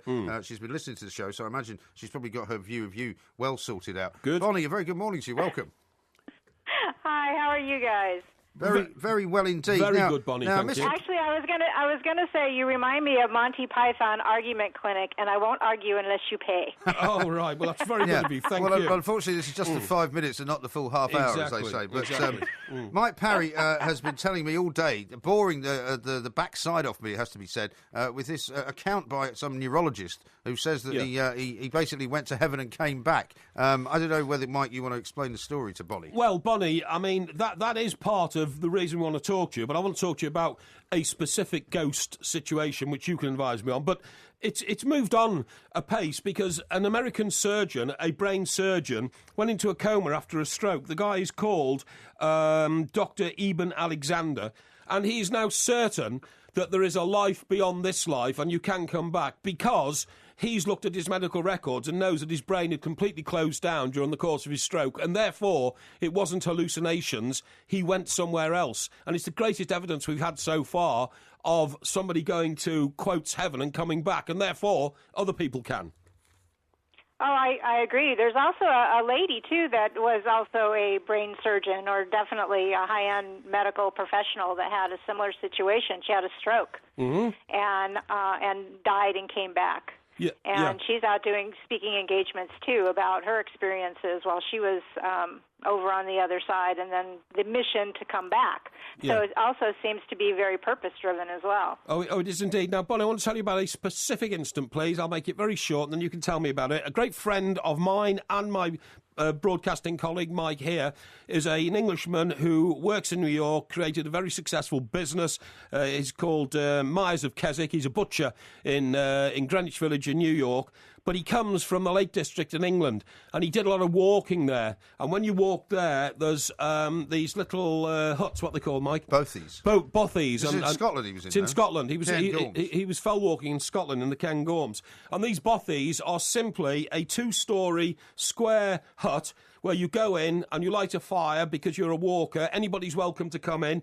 And there's one floor up, a set of flagstone stairs, where you put your gear to dry out because it's often raining and all that. And when Peter, is this the short version of the story? This is the short version. When Peter and his friend are there one night, the wind is whistling, and they are sitting around the fire. They've cooked some food. They've got some coffee. There's a knock on the door. And they open the door. There's a chap there in a kilt.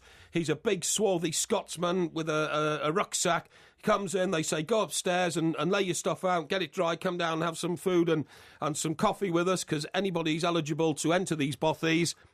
That guy went up those flagstone stairs. He never came down. They never saw him again. All his equipment had disappeared. It would have been impossible for him to have gone out except through the door he came in. So that was a ghost, and I believe that because Peter's not a nutter, is he, Mike? Certainly not, no. Well, Bonnie, what do you make of that? Is that easily explainable, something like that happening? Yeah, that sounds like a full-on apparition. Being that you are UK guys, I had a similar situation when I went to Speke Hall. Are you familiar with Speke Hall in Liverpool? Speke Hall, I know very well indeed, absolutely, yes. Black and white timbered building. Exactly, and I'm from California, and I was actually there on business, but, they know that I, like paranormal investigations, so it's like, oh, you have to go. And so we rushed after work, and we went over there, and we were late. It was only open for another half an hour, and I walked in the front, and I see a man standing there, and he's wearing, the kilt and the whole thing. Yeah. And, there's a person in each room that guides you through, the going room to room. And so I said to the lady who was standing there, I said, this is the person that I am seeing standing behind you. And she said, well, that's really interesting. She said, go into the next room and you'll see his picture on the wall. Wow. And it's part of the Norris family, which I didn't know. And strangely, more so than that, my boss back in San Diego, California, looked just like the man I saw in the kilt, and his last name is Norris. So it was one of his family members. That is spooky. That just appeared there.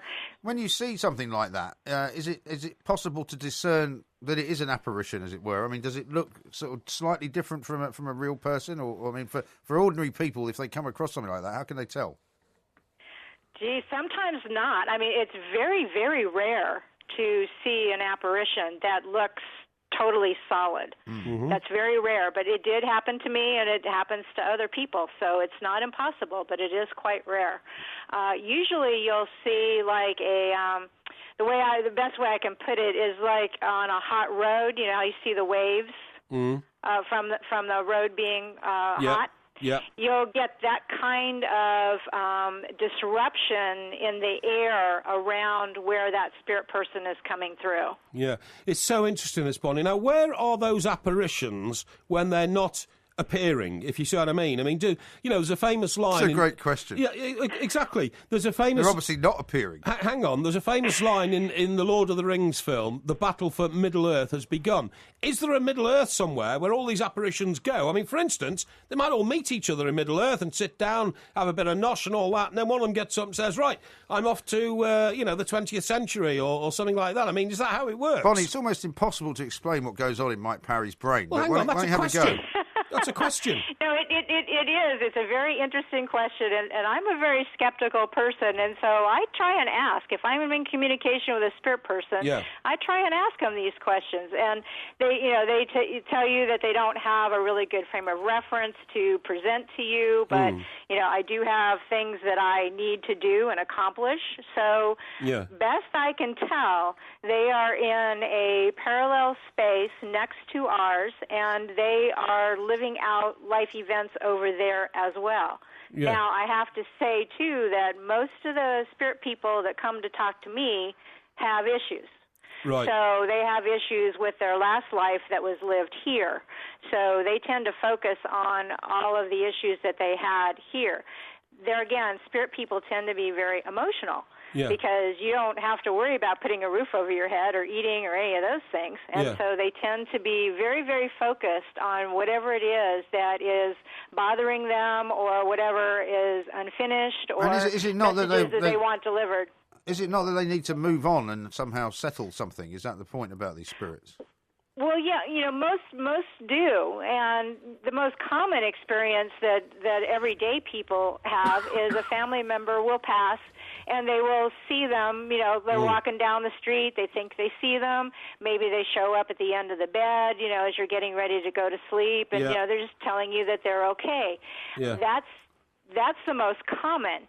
So the ones that come and talk to me are the ones that are still they have not fully transitioned necessarily. Okay. Now I did do a channeling project with spirit people who had successfully transitioned. These are not people who died and came back to life. Yeah. These are people who actually passed away, and they explained a little bit about their experiences. Immediately what happened when they died. So for one example, Bonnie, I'm awfully sorry, but time is short now, and I've got to ask you one vital question. Is there any reason? Sure. Is there any reason why we need to be frightened of ghosts? I'm not frightened of ghosts anymore. I don't fear ghosts. Why are people frightened of ghosts? Ghosts can't harm you. They're conditioned to that in what they see in television and films, and it's presented in the horror genre. And so there's a real disconnect between family members who have crossed and the demon under the bed in the horror film. Right, okay. Well, thank you very much indeed, Bonnie. Listen, we'd love to talk to you longer. We'll get you on again because we've got many things to explore with Bonnie because there's a couple of great stories that we wanted to talk about as well. Bonnie Ventnor, psychic detective.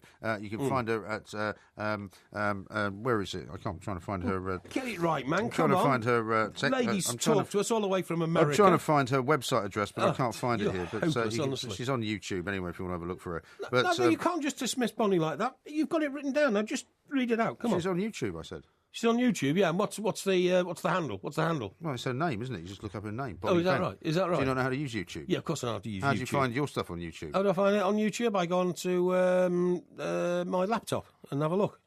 Okay? You put your name in? I put her name in. Whose name? Bonnie. What, when you want to see some of your own stuff? No, that'd be ridiculous, honestly. You're trying to tie me up in knots again. Get on with it. It's not very difficult. This is the Two Mics. More coming up now.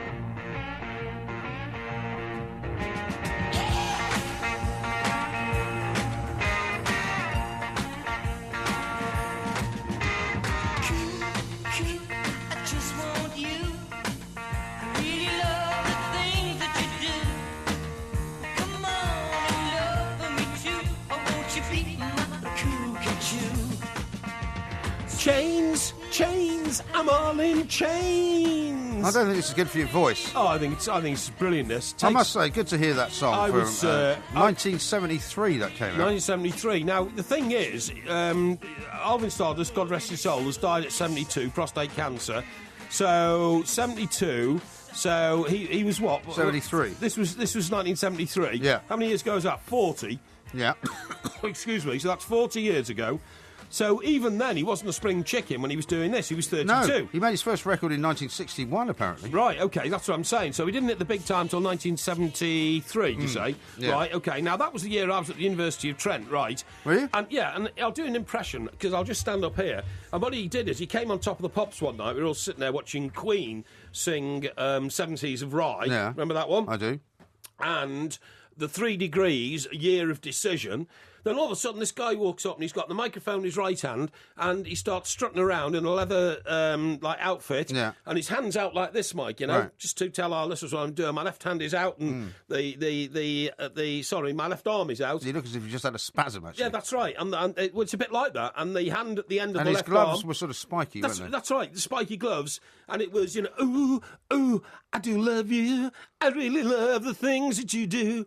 I want to see you, baby, too. You, my cockatoo. Right, and all that kind of stuff. We have just heard that song. I know, but this was revolutionary, see. And he kind of took off. I think he only ever made one other great record called I'm Just a Jealous Guy, or something. I'm just a jealous man. It wasn't a John Lennon jealous guy, No, it wasn't. No. And, well, I mean, you couldn't talk about... He had a string of hits, including Red Dress. You might remember that one from 1974. Excuse me. Please don't... Well, try not to sing. No. Singing is not helping you. I remember that one very well. It was... Don't sing it. No, who's that girl in the red dress? Yeah, that's right. And years later, of course, Red Dress became an absolute winner. It wasn't the same song, but it's the same title for Chris de Burgh. You know, my lady, it's Lady in Red. Red. It wasn't Red Dress. Well, it's the same thing. It's about a red dress, wasn't it? You know.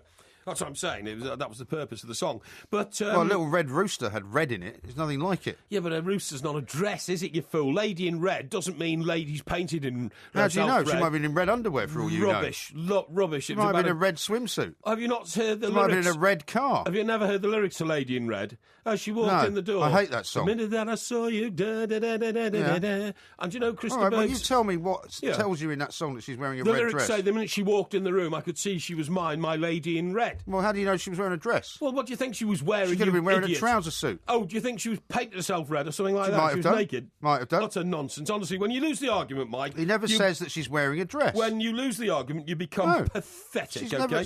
There is nothing in that song that says she's wearing a dress. Well, you have to assume it is because... well, let's assume it then. 80% of poetry is assumption. Poetry is, in fact, songwriting. I get it, you don't, okay? Now, the other thing is, Chris de Burgh's daughter was Miss World. Eh? Chris de Burgh's daughter was Miss World. Was she? Yeah. Didn't you know that? No. Ah, well, you see, you know nothing. I don't like Chris de Burgh. I never listened to his music. I don't want to know anything about him. Anyway, getting back to Alvin, right, now in those days, we had jukeboxes, right? And it was a big cabinet on the floor of a pub, and you went along with your 10p and you stuck it in and you got 3 records or something like that. This was the most played record in 1973, My Cockatoo, okay? He was brilliant, and I remember... It's very iconic of the time, but I have to say it's not music that I would listen to now. No, but you listened to it then, didn't you? Because I used to play darts. You kind of had to, because it was always on the radio, wasn't I used to always put this on, right? And this absolutely I would true. never have put this on a jukebox. Oh, no, you see, I was in the darts team, right?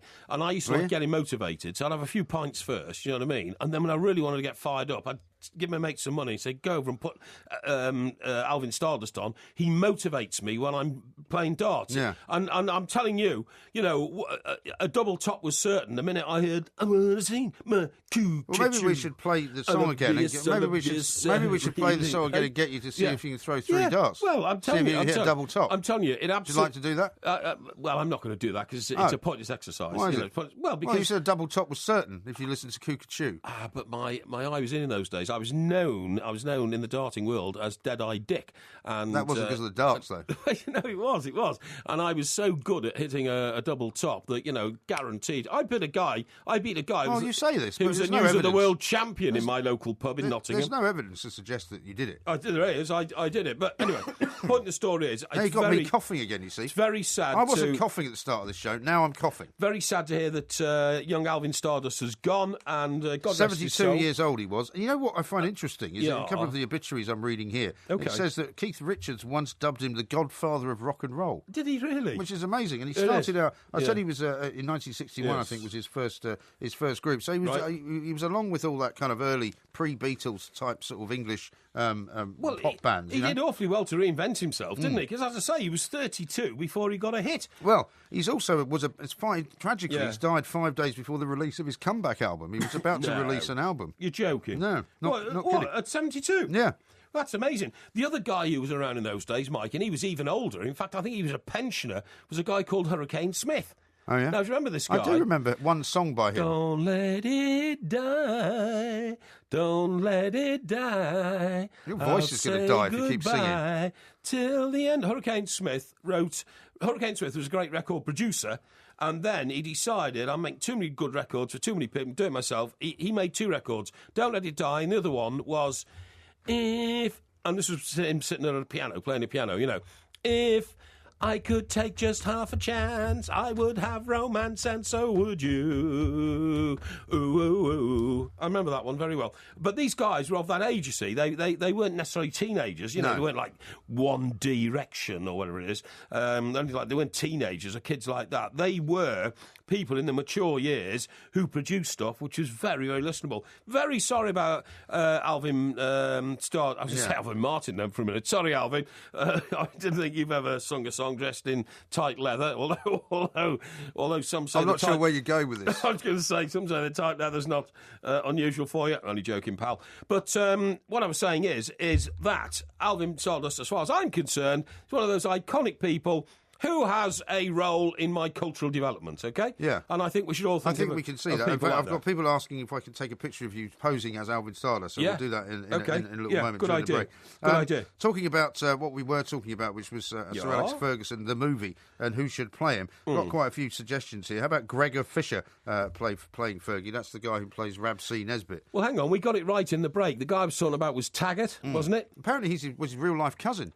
The guy who played the original Taggart, you know, the sort of the gaunt-looking figure. Yes. Somebody's texted in to say that he was actually he is Ferguson's cousin. Real cousin. Yeah. Well, they look very similar. That sort of nose, you know. That I mean, Sir Alex Ferguson had, and you know, please understand the full meaning of what I'm saying. He had like the nose that you might associate with a drinker, although he wasn't a drinker. I know he's a huge collector of red wine and all that. But I mean, he likes a glass of red wine, which is not the same as but being... never to excess, never to excess. But he had that sort of nose. And you know, on like cold nights in Moscow and all that kind of stuff, his nose always went much redder than the rest of his face. Yeah. It was just one of those things. People have little blood vessels in the end of the nose and they swell up in cold and all that kind of stuff, you know what I mean? So that doesn't surprise me at all. It is a Scottish look as well for people from a certain part of Scotland. It is a Scottish look. How about this from William? He says, how about Billy Connolly to play Sir Alex Ferguson? No. And Mr. 13 says, does Porky know any more dead actors that could play Fergie? More dead actors, yeah. But I mean, that's the guy I was talking about. You were talking about Rebus, weren't you? Yes. Now, I don't think he would do it. He was a bit too rotund, isn't he? By the way, Billy Connolly, you know, and Billy Connolly's got some form of cancer which he's fighting as well. He's fighting. I think he's winning the fight. Yeah, I hope so. Billy Connolly, a very talented man, being a former shipwright in the government shipyard. That's right. You know, like great banjo player as well. Great banjo player, great comedian, songwriter, stand-up songwriter. Did you ever see him in the TV production where he played John Brown to Queen Victoria? I did. Absolutely brilliant. Wasn't that a movie? Well, I think it was a TV movie. No, it was a movie. No, it wasn't. No, it wasn't in the cinemas. No, it was a TV movie. I'm sure it was. And he got beaten up eventually by all the Queen's sort of hangers on because he became too popular and all that kind of stuff. Big question, of course, was did John Brown ever sleep with Queen Victoria or not? Right. And that we never sort of gave it you that classically. But I saw Billy Connolly quite recent. I watch all the back shows of the great detectives, including Columbo. Okay, oh, yeah. And he was in a Columbo episode based in California, as all Columbo ones are. You know, in Tinseltown and all that. And Billy Connolly played an international conductor and musician, a sort of Andre Previn type character, right? You know, who was in charge of this huge orchestra in California, who murdered the up-and-coming young conductor who'd actually written half his music, which he was getting... And the older stole guy the music. stole the music and all that kind of stuff. So he threw him off the top. That must have been a long time ago he was in that, then. Well, it must have been. It was in the 80s, wasn't it, Columbo? So he threw the young kid off the top of a building, which is a bit harsh. But I suppose that's... it's only a TV show. It's only a TV show. That's what murderers do, yeah. You're an absolute font of information this morning. I'd let you know. But anyway, this is a tribute to Alvin Stardust. By the way, I should mention, because people do... I'm going to get you to pose again in a minute, because people do look forward to it. Coming up, it's the quiz for you is going to be on the Bible, because the next guest we've got... I don't know anything about the Bible. Well, you don't know anything about anything, so it doesn't make any difference. I do, but I don't know anything about the Bible, I'm sorry. Well, you claim to know all these things about the parting of the Red Sea, and coming up next, we're going to have a pastor on called Pastor Eric Majet, who's from the Guiding Light Church. Oh, sorry, I thought you meant spaghetti bolognese, that sort of pasta. Sorry. No, pastor. Oh, pastor. Not that sort of pasta. I think it's a pasta. Pastor, if you want. We are the two mics, local podcast.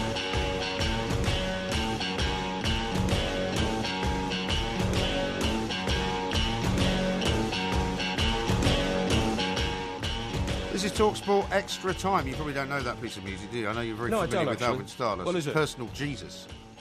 That was what, sorry? Personal Jesus is that song. So that wasn't Alvin Stardust? This is not Alvin Stardust. No, right, okay. Who made that then? The name of the band is escaping me at the moment. Depeche Mode. Depeche Mode, okay. Sounds very good. You remember them? Yeah, of course I remember them, yeah. Now, we're going to talk to Pastor Eric Majet now, because this was sparked by a debate you and I had on Monday evening, where you were talking about something that you discovered, some new piece of research about the parting of the Red Sea. That's right. And you said basically that there was no miracle. No. That the Red Sea was never parted, and physically all that happened was the tide went out. Basically, and I unfortunately had to make the comparison with the cockleshell victims in Morecambe Bay. The way that tide comes in and goes out, it swirls in and swirls out very, very quickly. It's very dangerous if you don't know what you're doing. But Moses, who was leading the flock, knew exactly where to go and walked across a sand spit in the middle. And by the time the Egyptian army that were pursuing them followed, the water had come back in and the chariot started sinking in the quicksand. So you're saying it sort of swirls around in a sort of semicircle rather than coming together? Absolutely, definitely. I've read all the research on it, yeah. OK, well, let's talk to a man who will know more about this, perhaps than both of us put together. Pastor Eric Majet, he's from the Guiding Light Church. He's an international preacher, and he'll be able to illuminate us, I'm sure, on what he believes happened. Pastor Eric, very good morning to you. Welcome. Yeah, not a problem. I'm glad to be a part of the show. Yeah, in the book of Exodus, chapter 14, verse 21 through 22, it talks about how Moses stretched out a hand over the sea, and then God caused the sea to go back. But there was a strong wind all night, and made the sea dry, and made the water be pushed back, and the land became dry. And throughout history, it's been known that this was one of the miracles that had taken place. This was not a scientific event, because if you think about it for a moment, it happened when Moses began to stretch his hand over the sea with his staff. So how could you account for the fact that the timing that when he raised his staff, the Red Sea was departed, and then when they got through the Red Sea, the water came back together, which, of course, we all know that actually overcame the Egyptians and killed the Egyptians. So I don't see how, from a biblical perspective, that this could have not been a miracle, from God. Yeah, but, Pastor, I fully accept what you're saying, and if you accept that version, I'm not going to challenge it. What I'm saying is I've read research which says that there is a practical explanation to it, and the practical explanation is it was a tidal pull in that part of the Red Sea which gave access to people crossing that part of the land, which became dry and then wet. Very coincidental, though, wouldn't it, for it to happen at the same time? Well, the miracle was that God made it. God made it appear as if the tides were working for the Israelites and not for the Egyptians. That was the whole point, you see, Pastor. Yeah, I guess my question to you would be that, and I understand how you can see that in terms of the way you saw things are being happening. Yeah. But how do you account for the fact that at the time when they got to the Red Sea, that it departed? When he raised his staff, how do you account for the time that when he got there, the miracle of God, it was God that actually opened up the Red Sea so that they could cross over? But how can you be sure, Pastor Eric, that the account which says that it happened just as he raised his staff is actually true? Because we accept that the Bible is true.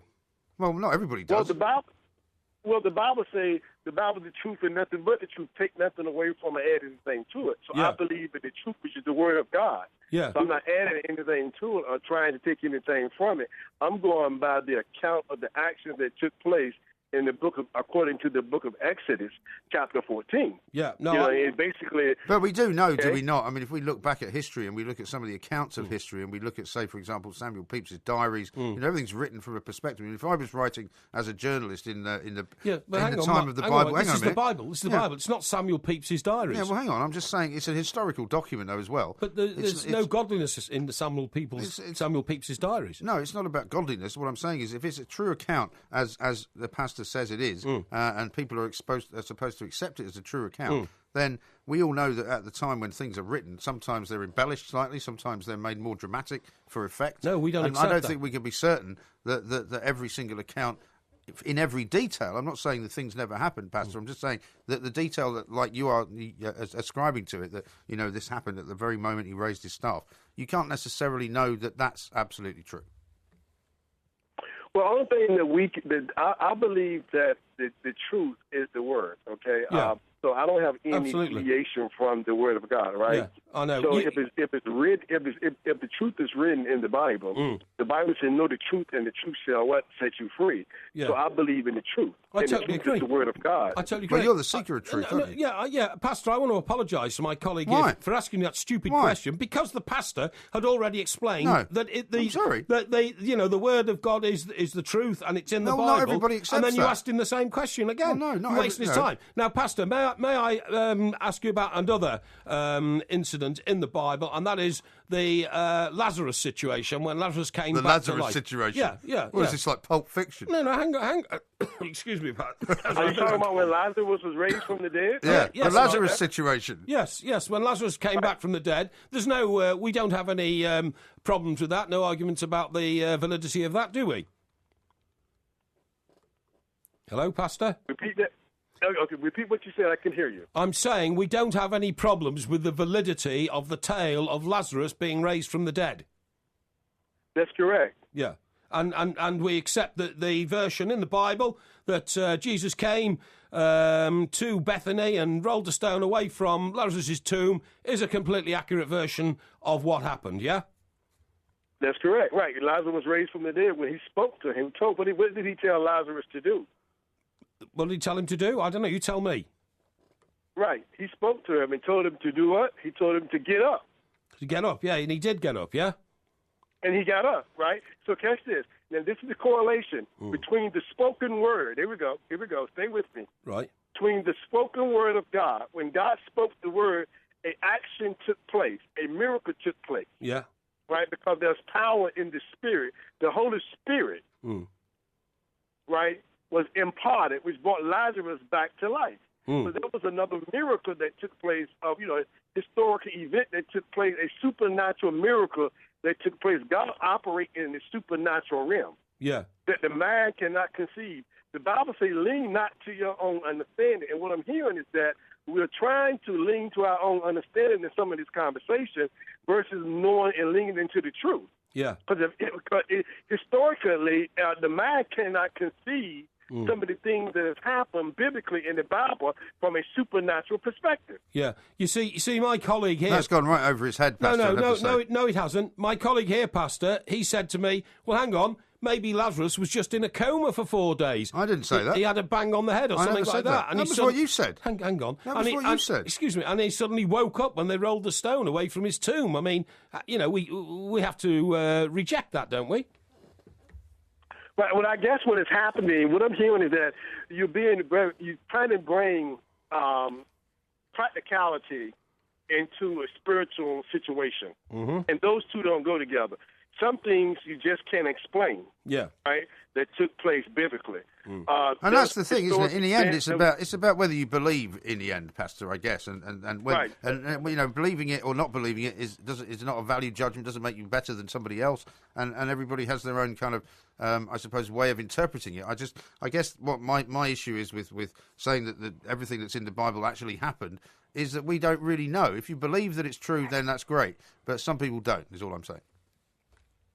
Well, I believe that whatever you accept as true is what you believe. Yeah. Right? Yeah. Whatever that is, right? So if I accept the Bible as the whole truth and nothing but the truth, that's what I believe. Sure. Yeah. If you reading a book and you accept that whatever book it may be, that's the truth, everything in that book is the truth, that's how you're going to operate. That's how you're going to carry it, right? That's what you're going to believe in. Yep. So I believe that the Bible was inspired by God, right? Yeah. So it's the whole truth and nothing but the truth. It's the beginning and it's the end.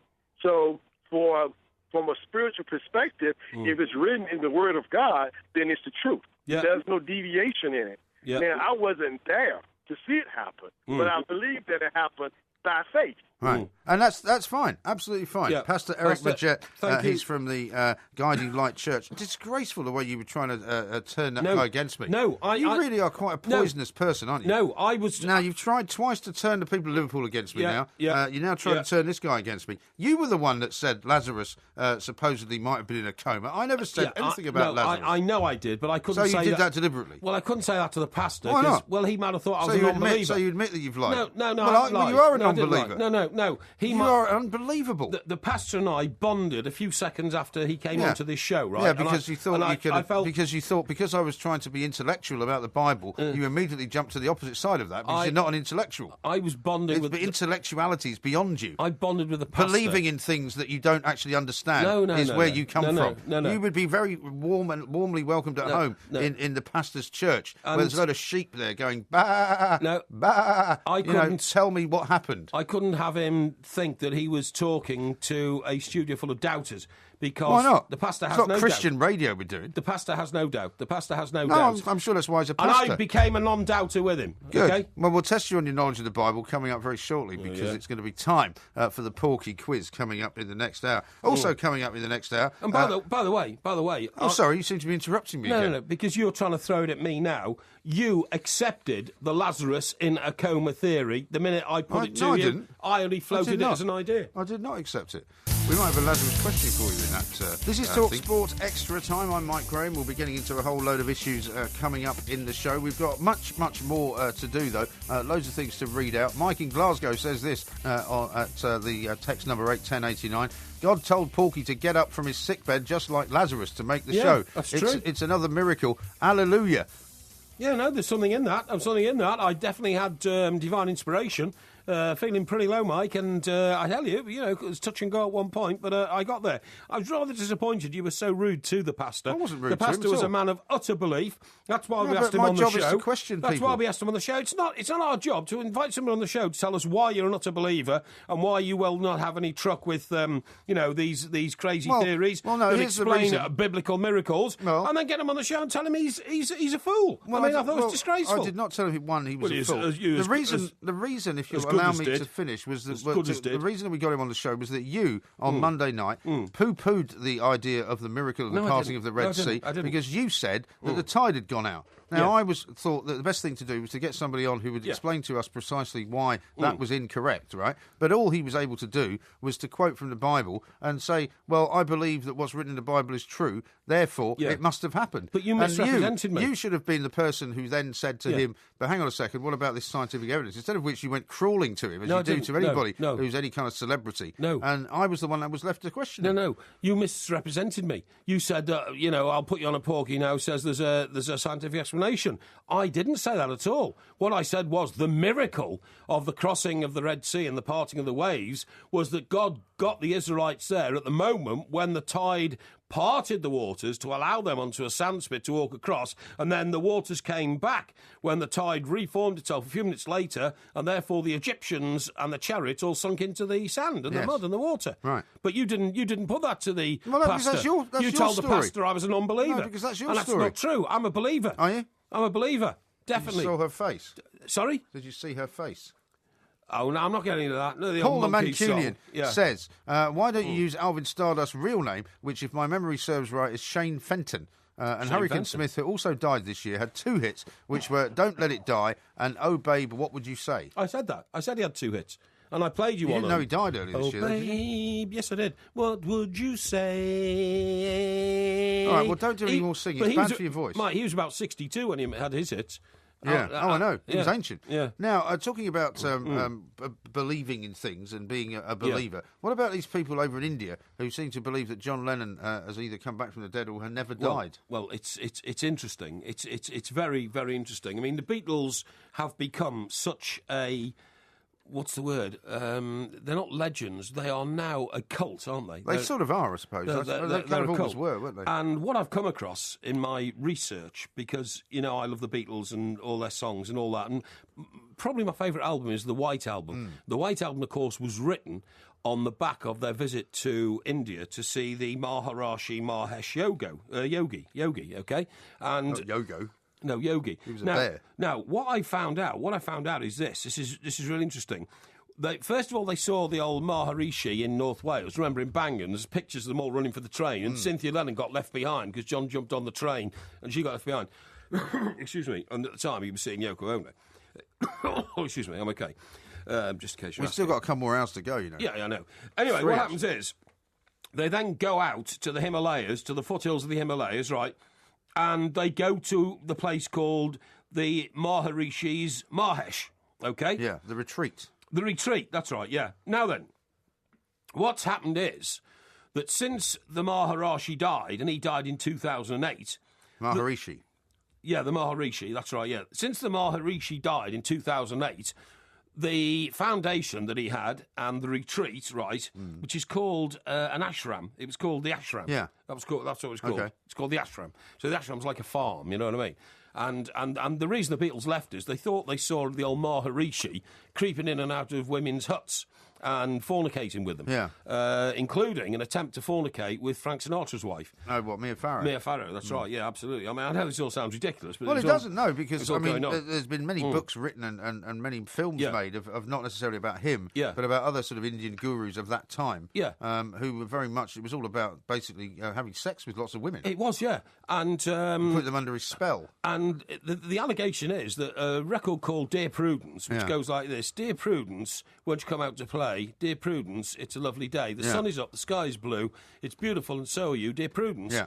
That was written by John Lennon in basic nursery rhyme form to try and bring Mia Farrow out of a state of shock in which she was suffering because she'd been approached by the old Maharishi. That's the allegation, right? You know, she was upset. But anyway, the point of this story, I'm telling you now... What is the point? Is that the ashram's been overrun, it's now overgrown, the buildings are collapsing, and has been occupied by two families of monkeys. One good monkey and one bad monkey, i.e. one family of good monkeys and one... How do you know they're good and bad? Well, because we know what sort of monkeys they are, okay? There's a white-faced monkey and a black-faced monkey, and one of them, and I'm trying to figure out actually in my head which are the good monkeys and the bad monkeys. Well, how do they know, though? Well, because they've studied them. These people have studied them. But the ultimate claim is that one of the monkeys is John Lennon reincarnated, you see. That John Lennon's come back. Well, surely. So the other one must be McCartney, then? No, because McCartney's still alive, you fool. How can one of them be McCartney? Don't be silly. Well, why couldn't? Well, surely if the monkeys are together, they must. You can't have Lennon without McCartney, can you? Well, of course you can, because they didn't write a song together after the age of about 27 or 25 or something like that, and they split up and went their own ways. So that's not it at all. But anyway, let me get this. Excuse me. I'm not sure you got this right yet. I have. Now, just excuse me there. Right now, it's called the Beatles Ashram by local people, right? The buildings are slowly being overtaken by time and nature, the crumbling roofs giving way to vines, branches, trees. If you go there, there's a fellow who charges 150 rupees, which is £1.50, and he takes you on a little walk up to the ashram, okay? And you go to meditation pods where people like the Beatles used to be. There's a Beatles cathedral gallery, an art project, but there are also two families of monkeys. Well, you've already said that. I know, but I'm trying to find out which is good monkey and which is bad monkey. I'll tell you what, why don't you try and find out who the good monkeys and the bad monkeys are, and we'll take a call from Pav. Okay, good idea. Some advice from you. He's got a remedy for you as well for tomorrow. Pav, a very good morning to you. Welcome.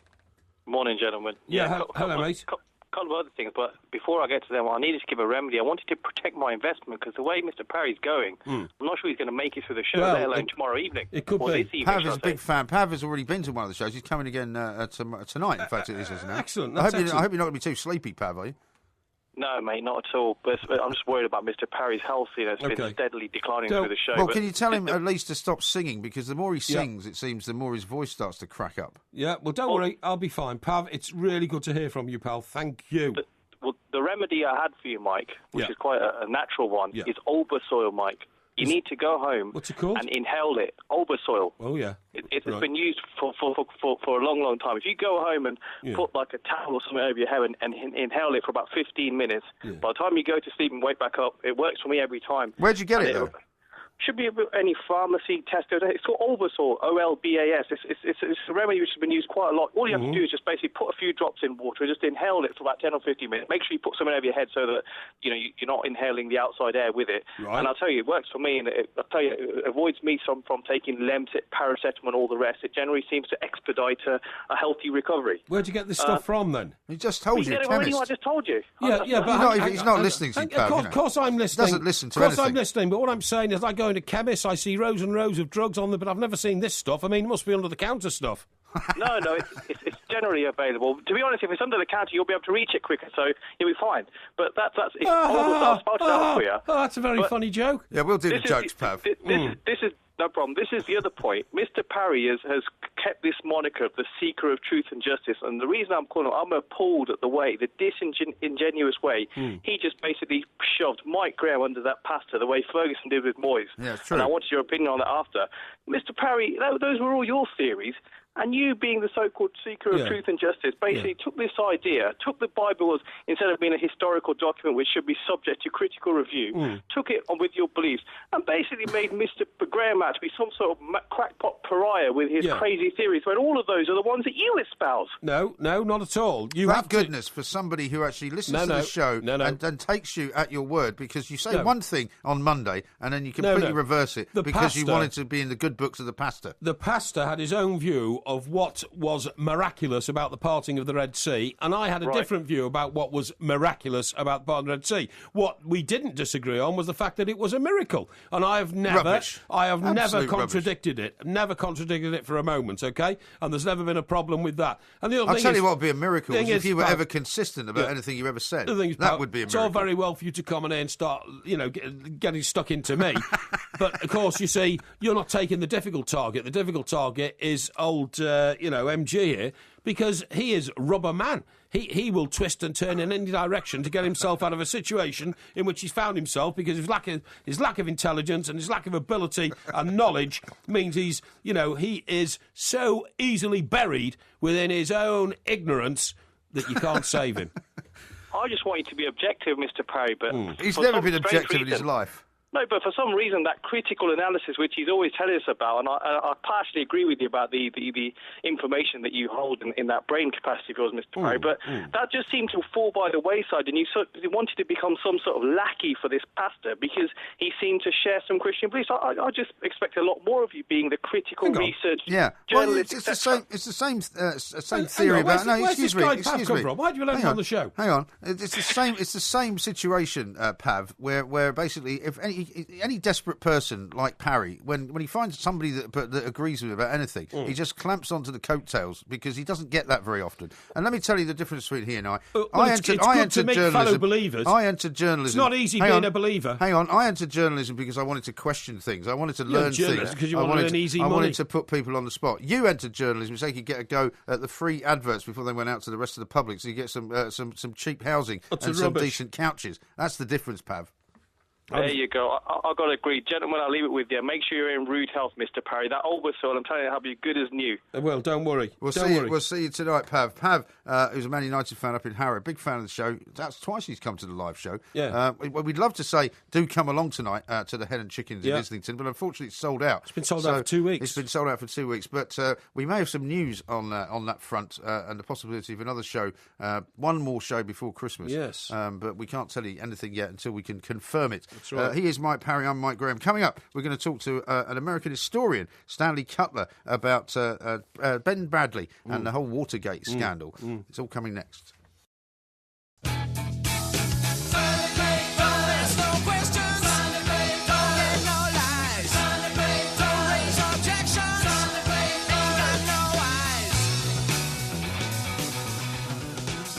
Talk Sport Extra Time. We are the Two Mics. There will be a podcast available on iTunes in a few hours from now, hopefully sooner rather than later. We are doing a live show tonight at the Hen and Chickens in Islington. However, it is sold out, I have to say. So we will have some news for you on the next one that's coming up. Now, what we're going to do now is talk to a very interesting man, perhaps the most interesting guy we've ever spoken to on this show, Stanley Cutler. I'll tell you why he's interesting. He's an historian over in America, but he's also best known for actually filing a lawsuit against the National Archives that won the release of those tape recordings that Nixon made during the White House years, so that we could all hear exactly what he said before the infamous words, "I'm not a crook," and before the Watergate scandal completely brought the Nixon administration crashing down around him. Watergate scandal, for anyone who doesn't know about it, was probably the biggest political scandal of the entire 20th century, wasn't it? And probably ever. Let's talk to Stanley Cutler now, because one of the reasons why we're thinking about it is Ben Bradley, who was the editor of the Washington Post at the time, which broke the story, and with the famous Woodward and Bernstein, which then made the famous movie with Dustin Hoffman and Robert Redford. It's a fascinating time, and as both journalists that we are, despite our occasional arguments with each other, it's one of those great journalistic stories. Let's talk to Stanley now. Stanley, very good morning to you. Good morning. Oh, good afternoon. Good evening. Well, exactly. And good night. I mean, it's one of those, isn't it? What a fascinating part you played in getting these tapes released, which now everybody can hear, which nobody would have really been privy to for some years. What made you to launch that lawsuit?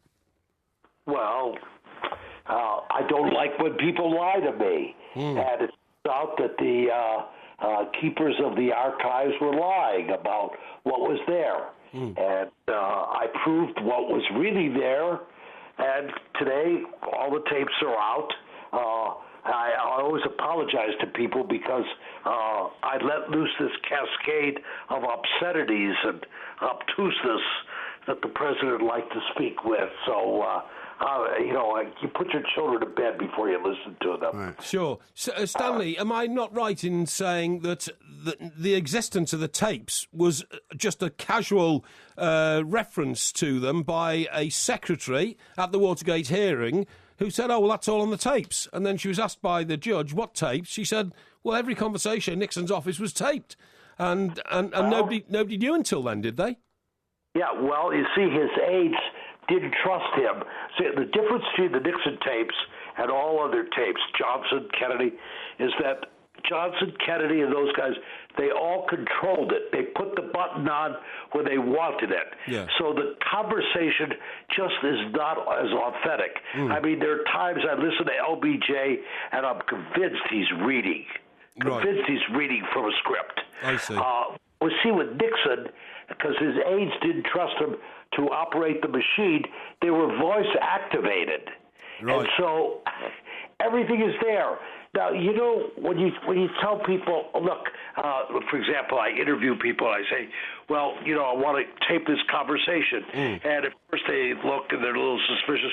But then after a while, you become oblivious to the tape recorder. You're not even aware of it after a while. And, I mean, it's amazing what comes out of his mouth. On the other hand, there are many conversations that are contrived, and you've got to use these tapes with great care. You've got to know the context. You've got to know the subject. And, for example, a few years ago there was a release of tapes, and the hot news was that Nixon said, "Let's drop an A-bomb on the Vietnamese." Yeah. Now, the archives said, that this is a highlight. It was no highlight. What it was it was in the context of several months of tapes. Nixon knows he has to get out of Vietnam. Sure. It's futile. But before he leaves, he wants to sock it to them one more time. Yeah. He wants a big victory. And he's frustrated. He can't get it. And one day he blurts out to Kissinger, he says, "I know what we'll do. We'll drop an A-bomb." Nuke him. Now, no discussion whatsoever of an A-bomb. Yeah. He said that remark, and that's the end of it. Nothing ever occurs with it. There was no planning for this. And yet the media grabbed onto that, and that was the headlines the next day. Absolutely. Now, Stanley, let me ask you this, please, because this is really about Ben Bradley dying. Ben Bradley brought down President Nixon, but Ben Bradley, had he been true to his own conscience, could have brought down John F. Kennedy much more easily because he was a best friend of Kennedy and knew full well that Kennedy was an inveterate womanizer and a very corrupt man from a very corrupt family. I'm shocked. Huh? I'm shocked to hear that. Right, of course, but you know, isn't it about time somebody pointed out? Yeah. Of course. Look. You know enough about the media. The media lives by access, okay? And if they don't want to offend, they don't want, and so forth. And so Ben Bradley was a neighbor of Kennedy's. He wasn't as close a friend as he likes to make out there. But he knew him well enough. And he's not going to talk about that because, after all, he was doing it himself. Sure, but what about? So why did he take that decision, which, on the face of it, at the time, was quite a brave decision to go after Nixon, to have faith in Woodward and Bernstein, who were relatively inexperienced reporters at the time. Why did he take that big chance to go up against the White House? Who, Kennedy? No, I'm talking about Bradley. Oh, well, the times were changing. Okay. Yeah. I always say you've got to understand Watergate in the larger context of Vietnam. Now, we had gone in this country from the Depression through World War II, through the Cold War, and government was regarded as a beneficent institution. Government was true, good, and beautiful. And then we find out that government is lying to us, And Watergate solidifies it. And so, all bets are off in terms of this kind of politeness. Yeah.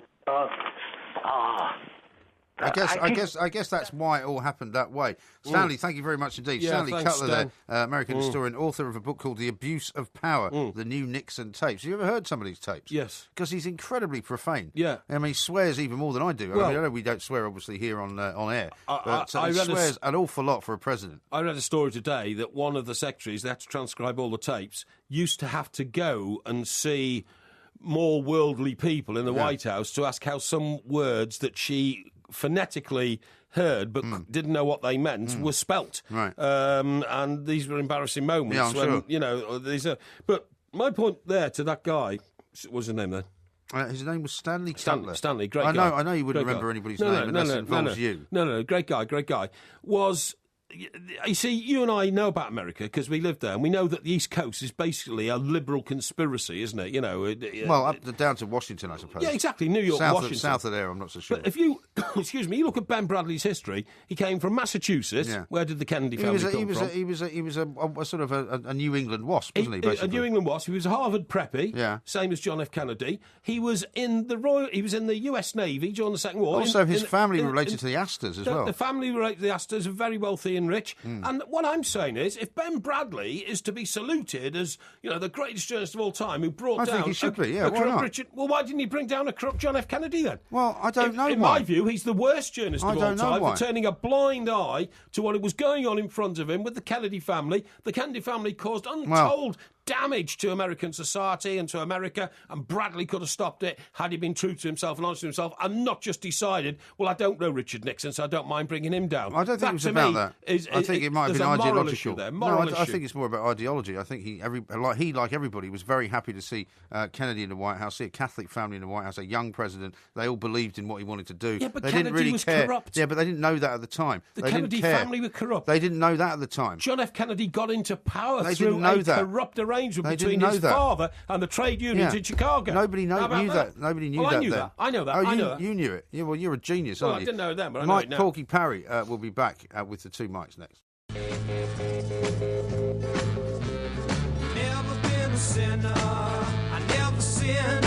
I got a friend in Jesus.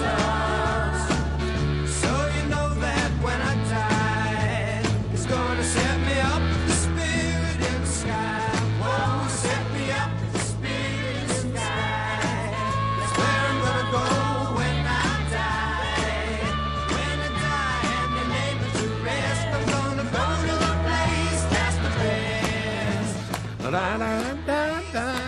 Norman Greenbaum. Norman Greenbaum, yeah. Now, I'll tell you about that record, right? Don't tell me about it. It's time for the Porky quiz. Yeah, I know, but we haven't got time for an explanation. Just very quickly, quickly then. Right, Norman Greenbaum, that was the only record that he ever had as a hit. Yeah. It stayed at number 1 for 16 weeks. Nobody has a clue why it was so successful. It's just really great song. just a rapping song. Yeah. Came out a second time 3 years later, went to number 1 again. Yeah. The only other record he ever made was called Canned Ham, which he made because he opened the fridge in his place in Connecticut and saw a can of ham. So he calls an extra, and it never got anywhere. That was the greatest ever one-hit wonder. But bizarrely a two-hit wonder with the same song. Yeah, exactly. Yeah. Okay, well, that's quite an interesting piece of information. Now, of course, it has come to that time of the show, your favourite time, when we test your knowledge. Now, you have freely admitted. Bring it on. Interestingly enough, people have pointed out, actually, this is the first time you've admitted that you may not be an expert in a subject that I'm about to quiz you on. But I know more about it than you do. But, of course, you would say that, and it is a quiz about the Bible. And now, in fact, it's got even more relevance after your creeping and crawling to the pastor. I didn't creep and crawl to the pastor. The church of... I solidified with him, the Holy Father, or whatever it's called.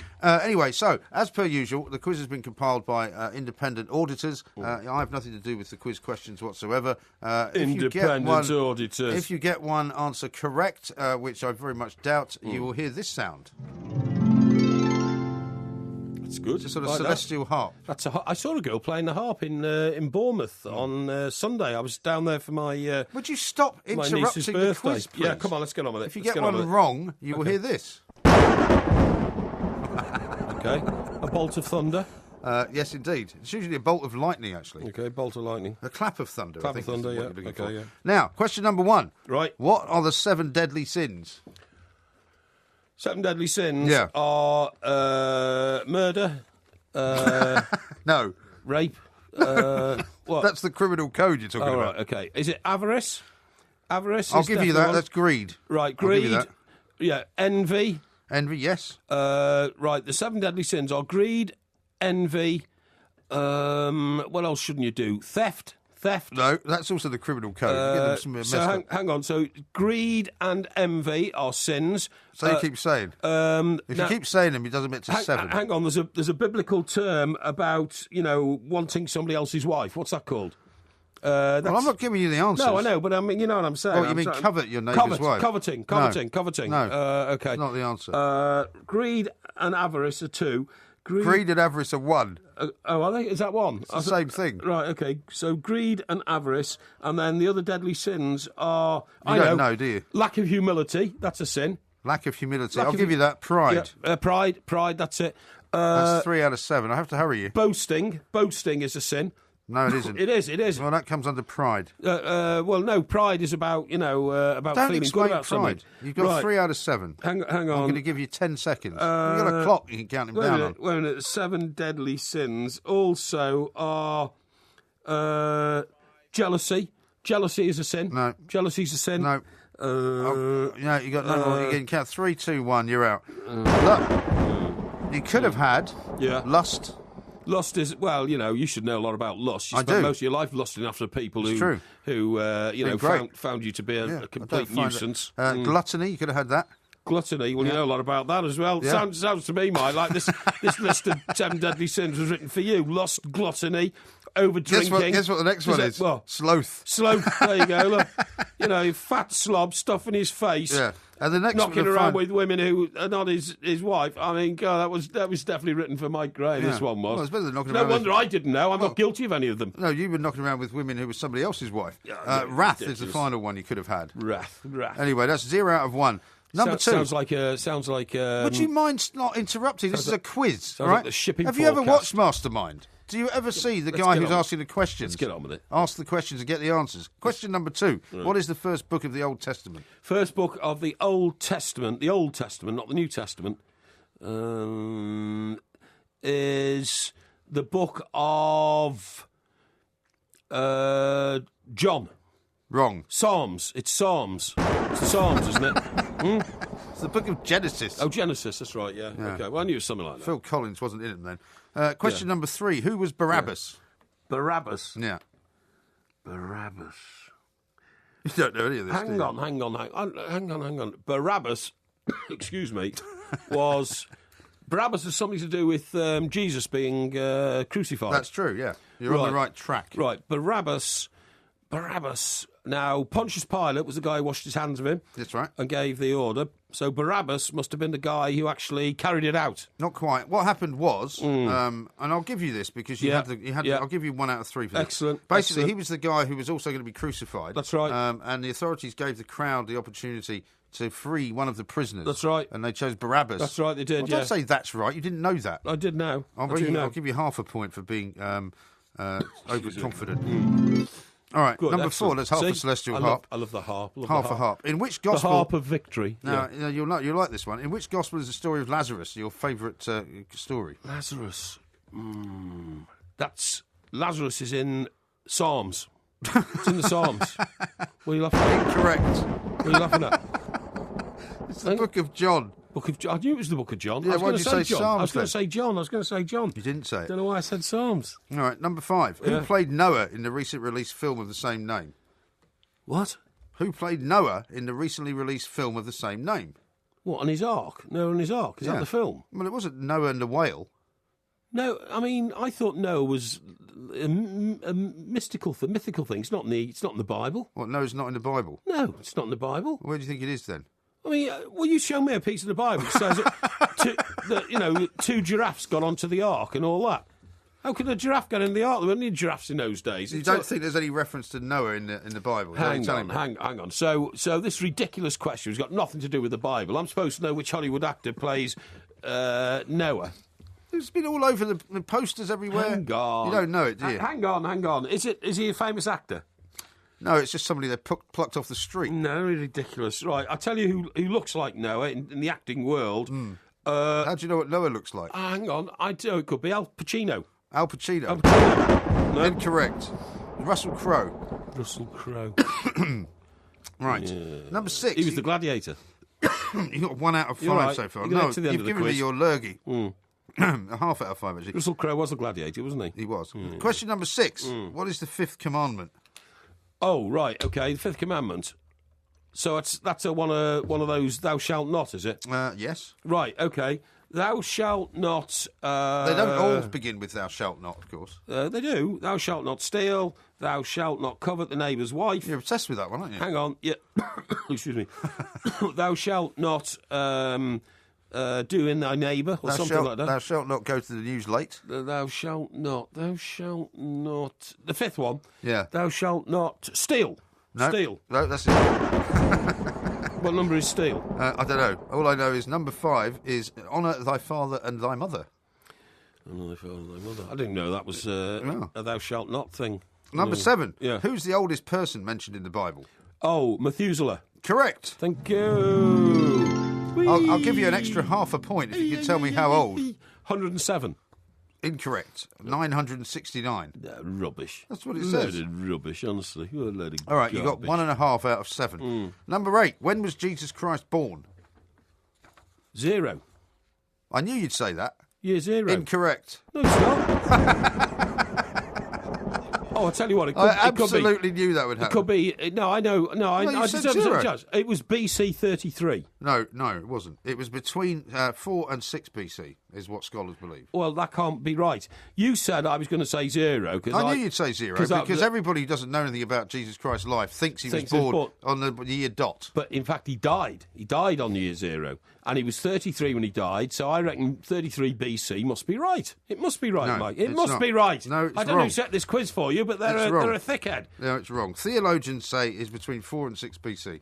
Oh, okay. And so why did 0 come 4 or 6 years after Jesus was born then? Because they had to set the time of Anno Domini. It wasn't actually technically, physically, the time that he was born. Lady. Anyway, you're not asking the questions. Yeah, go on. You've made me ill already with all this. Yeah, Number good. 9. You deserve to be ill. How many books? I'm glad you're ill. How many books? How many books? That's a very Christian attitude you've got there. How many books of the New Testament are there? How many books in the New Testament? There are. Does that include Psalms? It includes all the books of the New Testament. Okay. That would be. I'll accept a round figure. Oh, it's quite a lot then. Right, okay. I'd say In the now, not the Old Testament, the New Testament. I'll say this question again. How many books of the New Testament are there? New Testament. I reckon in the New Testament, there's not as many as in the Old Testament. It's 15. How many are there? The answer is 27. 27.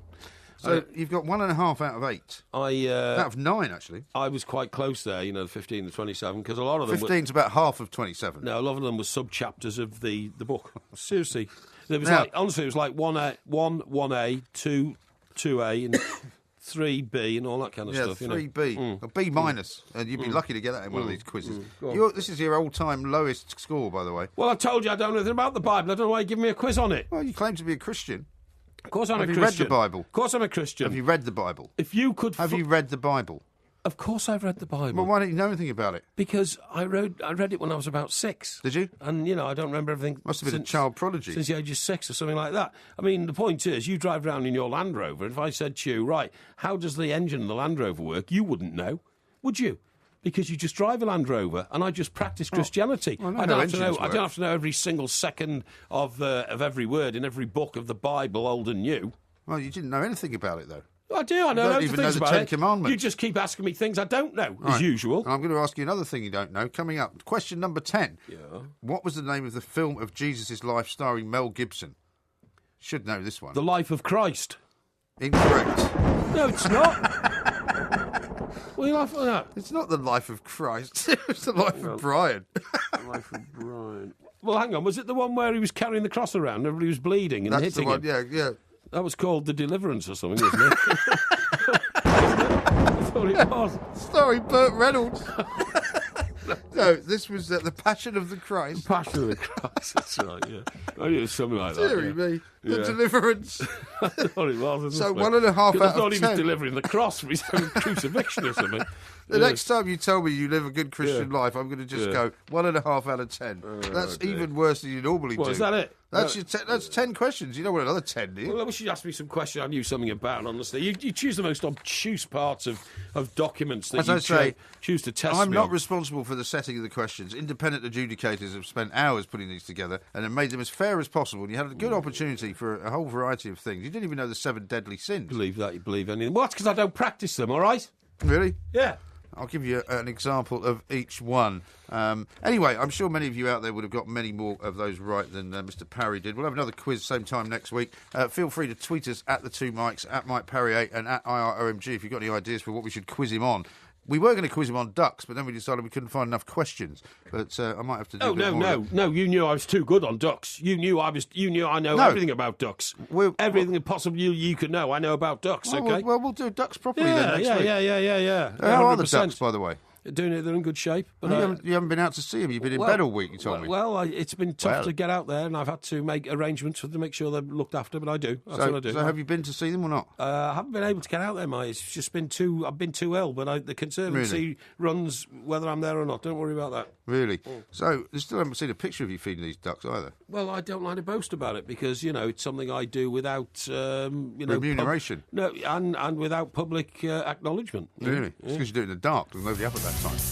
This is Talk Sport Extra Time. I'm Mike Graham. Coming up also in this hour, we're going to do Porky Vision, which is the first of a new series of features where Mr. Parry's going to go through all of the programming that we've been watching over the past few days, and maybe a couple of highlights coming up at the weekend as well. But you've got some other stuff to tell us about. By the way, don't you think it was a bit unwise of you just to chuck that sachet of Lemsip down your throat without any water? I couldn't be bothered asking somebody to go and boil a kettle for me. I mean, what's the point? I don't want to be a nuisance around here. Well, it could have been a sort of cinnamon challenge situation. But I thought it'd be a bit like the old sherbet dip. Remember the old sherbet dip when you were a kid? Yeah, I do remember those. I used to love those. I wasn't keen on those. Oh, I could eat half a dozen of those at once. It was in a yellow tube, right? Yeah, cardboard with licorice, tube. right? Yeah. It was like a licorice straw. And you'd open the top of it and you'd get your straw and then you'd suck the licorice straw, stick it in so all the sherbet stuck to it. I think there was a time when I liked it, when I was about 8 or 9, and I kind of gave it up and went just for chocolate. I could eat them now. Really? All the sweets. Maybe I'll buy you some for Christmas. Yeah, that's fine. All the sweets I ate as a kid, I could easily... that's fine? Yeah, well, I could easily eat them now. I could eat, Well, that's not what you say when somebody says, maybe I'll buy you a present. You don't go, that's fine. Yeah, no, that would be good. You say, thank you. Okay, well, thank you. Yes, it's nice thank of you to think of me. Okay, yeah, I know that you never think of buying me a present. I I mean all of that. I mean, not well. Funny you should say that. Anyway, look, I could eat all the sweets I ate as a kid. I could eat today. I've got such a sweet tooth, so I could eat a whole box of Maltesers, no problem. I could eat a whole bag of licorice Have you still shorts. got all those boxes of chocolates in the back of the car? No, I got rid of them seriously. I thought I had them too long. Quality Street and all that. But you know the real kids ones, like those little toffee bars on a stick and all that kind of stuff. Oh, yeah. You know what I mean? Don't like that stuff. And chews and milk bottles. Yeah. I loved all those. I'm not keen on those. I loved all those. Anyway, listen, let's get back to what we're talking about here. The other day I'm going home on the train, okay? And what happens? I see a book on the train. It's like an exercise book. No, it's more. It's a hardback book. It's like a ledger book or something like that. Right? Yeah. You and I would call it from our old days a contacts book, okay? You know, it's got... Yeah, they're usually black with a sort of red That's right, outline. that's right, absolutely. And they've got one of those bookmarks in the middle, like a fabric bookmark. Anyway, not wanting to be intrusive. You didn't open it? Well, I was going to say not wanting to be intrusive. I left it for a couple of stops. I was coming out of Waterloo, going down to Surrey, got as far as Wimbledon. Yeah. And I was getting off, and I thought, look, nobody's picked up this book. I better find out what it is. Yeah. I look at it. It's got a name and a phone number in it, and it's a student's book, and it's, like, full of research from Africa. Really? Yeah. Crocodiles and all sorts of things. Crocodiles? Okay? Yeah, crocodiles. And Crocodile research? Crocodile research, What did it say about crocodiles? I don't know. I didn't read it, but it said crocodiles. Well, I'm not interested in crocodiles, but it had a section on crocodiles. You know, it's really interesting. You know, Was it all about animals then? I don't know. I didn't look at the rest of it. But I mean, this was just page one you looked at? No, I looked at the last page because I thought, you know, is this an old book or is it recently? And the date. How did you gauge whether it was old or not? Because there was a date of the last entry. You see what I mean? Right. Yeah. So I thought, right, okay, I'm going to do my my social duty. Yeah. So I took the book home, and I rang this number. This guy said, "Yeah, hello," you know, and I said, "Hello, pal." I said, "And I found your book." Oh, thank you. And he burst into tears, really? You know. And I said, you know, it's and he'd been working for months on this project as part of his research project, you know. Crocodile research. Yeah, I think it was crocodile. Was it or alligators, something like that? They do have crocodiles in Africa, don't they? Yeah, I think so. Yeah, that's right. Yeah. So anyway, no, they have crocodiles in Australia. And they have alligators in Australia. And crocodiles. They probably have both, yeah. And they have them in the Caribbean. I know that because I remember the You Only Live Twice James Bond film where Bond stepped over all the crocodiles, right? How do you know they weren't alligators? Well, it could have been alligators, could have been either or, but I'm not sure they do. Why don't they have crocodiles in Africa, you know? Really? I don't think they do.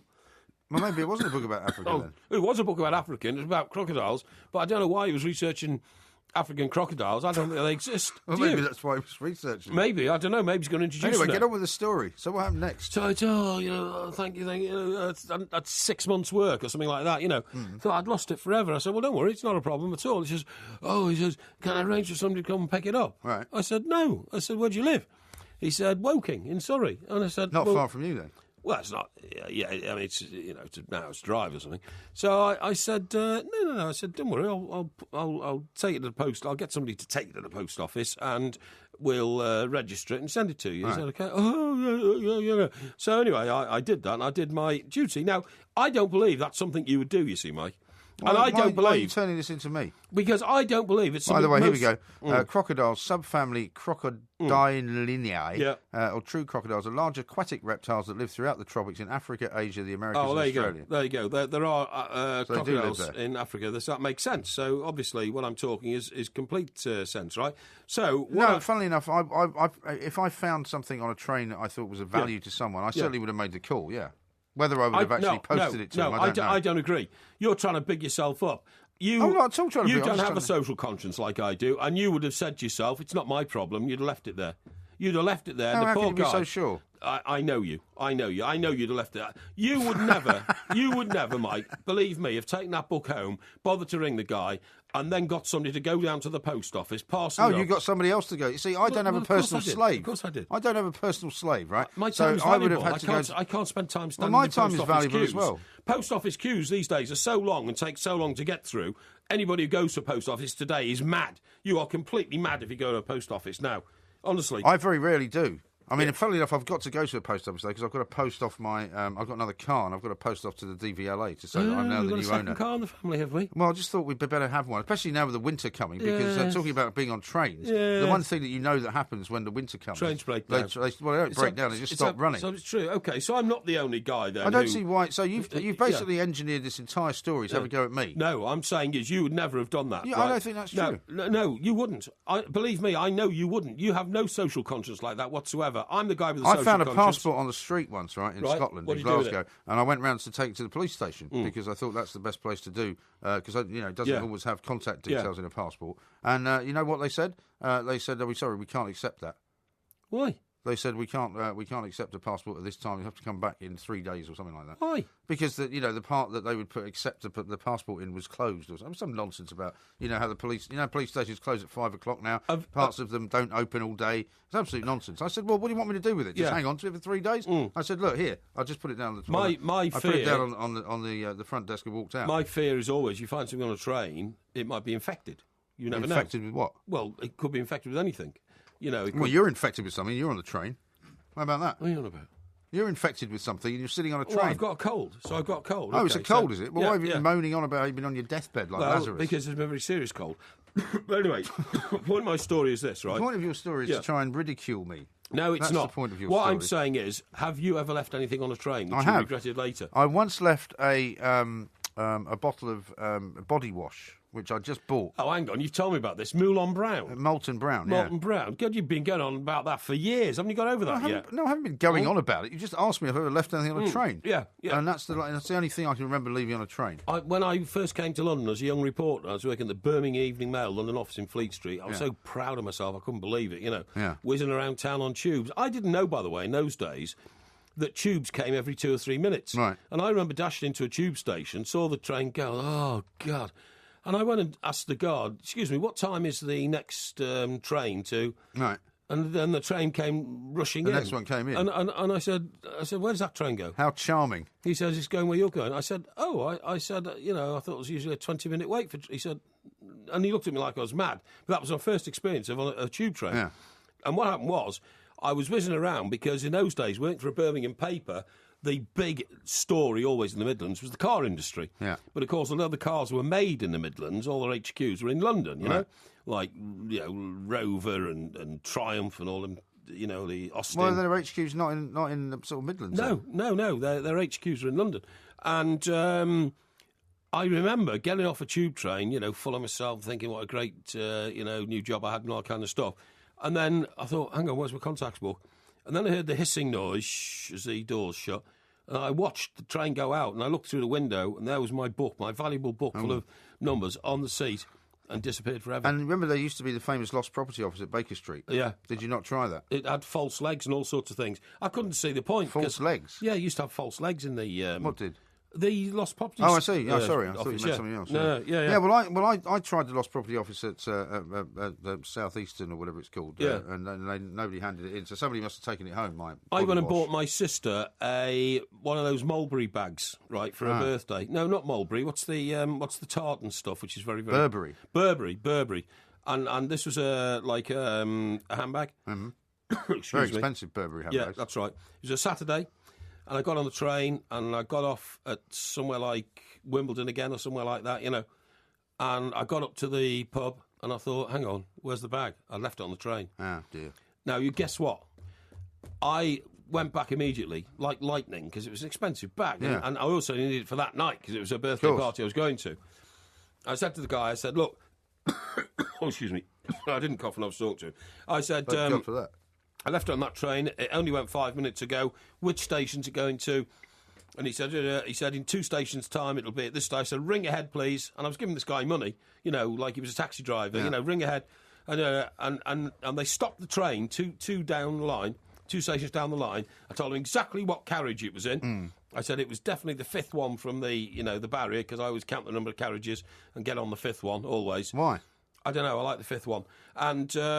And anyway, they held the train. The guy came and said, it's not there.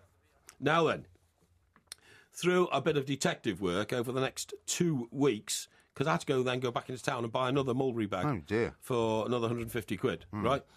The next 2 weeks, I am certain that bag was removed by a member of the station staff. Really? And I do not wish to darken and blacken the name of people who work on stations. I think the vast majority of you do a great job and you're very honest. But almost undoubtedly, there's nobody else on the train. It was a Saturday, train was empty and all that kind of stuff. But that bag disappeared over 2 stations from Wimbledon, and I think somebody half-inched it. And, leaves a nasty taste in the mouth. It does. Yeah. We now have to stop because you've gone on so long about it. Yeah. And you accuse me of never stopping about stuff.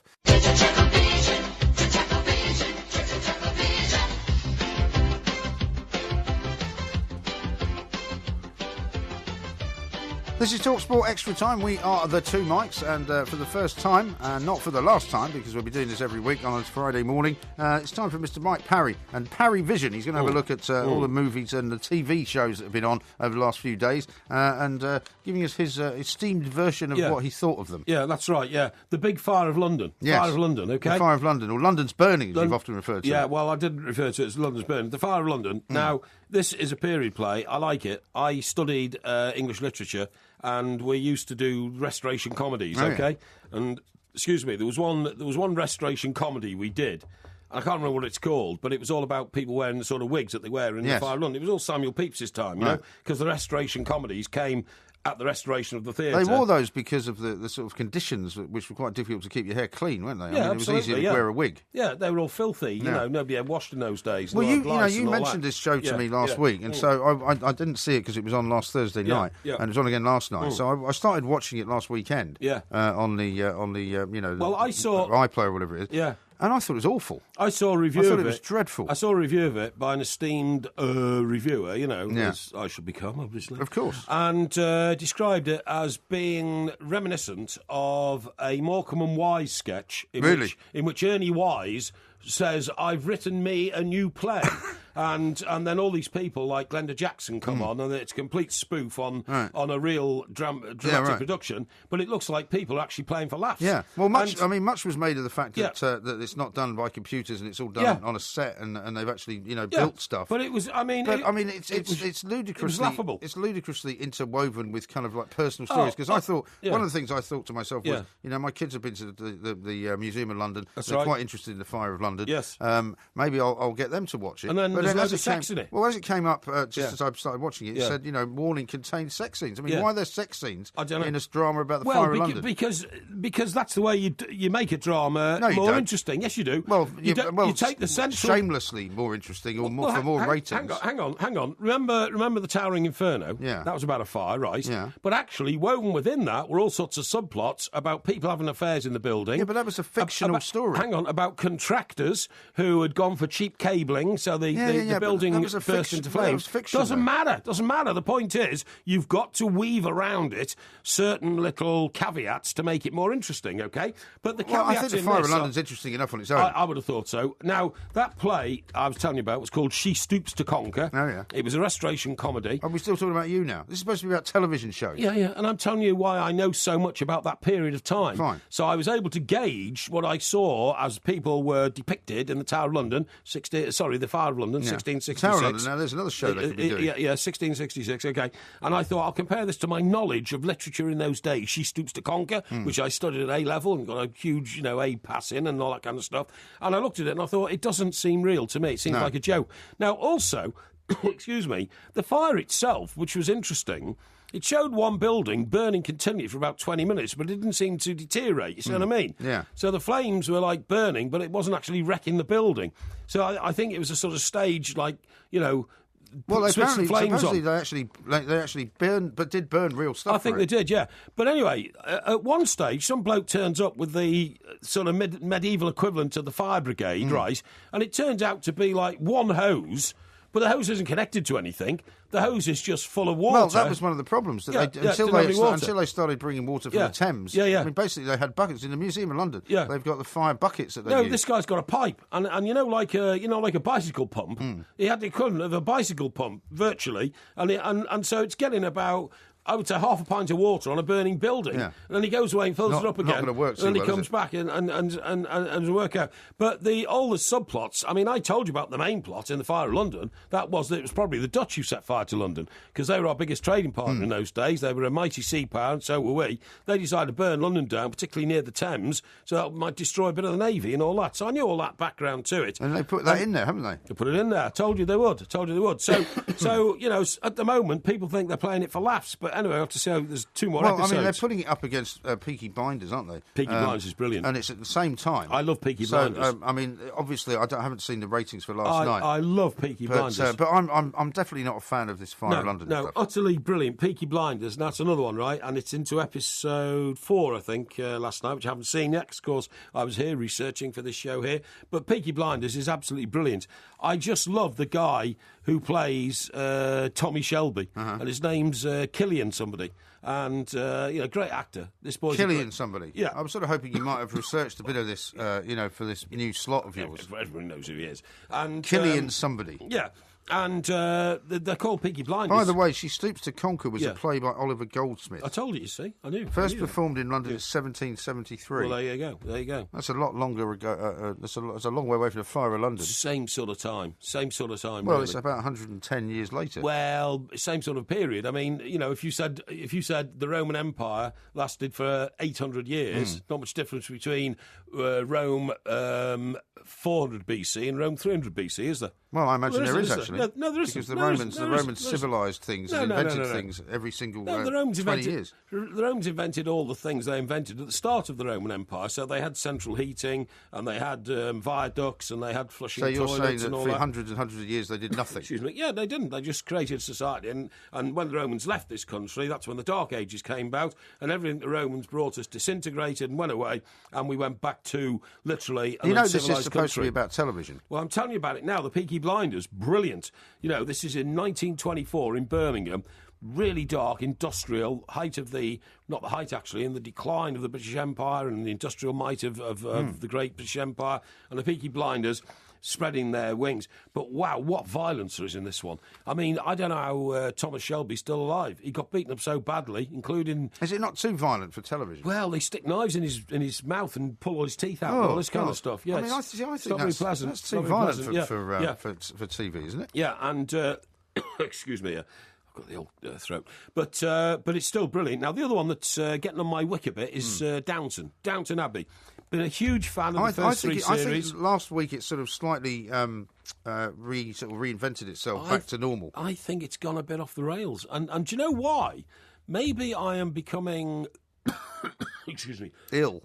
No. Maybe I'm becoming intolerant of the sort of class wars there were in society in those days, sort of class distinctions. Well, I think they're trying a bit too hard to make it look as though everything's changing around everyone, and almost every relationship now is about how the world is changing. You know, like the teacher girlfriend of the Irish guy, and the girl downstairs. Excuse me, aren't I supposed to be reviewing this programme? Yeah, but you're not doing it very well. Well, so I am. I'm supposed to be people. So I'm telling you that I'm getting annoyed now when I see. It's a discussion, by the way. When I see who's the chief butler guy. Not Mr. Bates. Bates is the killer. Valet. Bates is the valet. Is a killer. Well, nobody knows he's a killer. Well, of course he is. No, nobody knows he's a killer.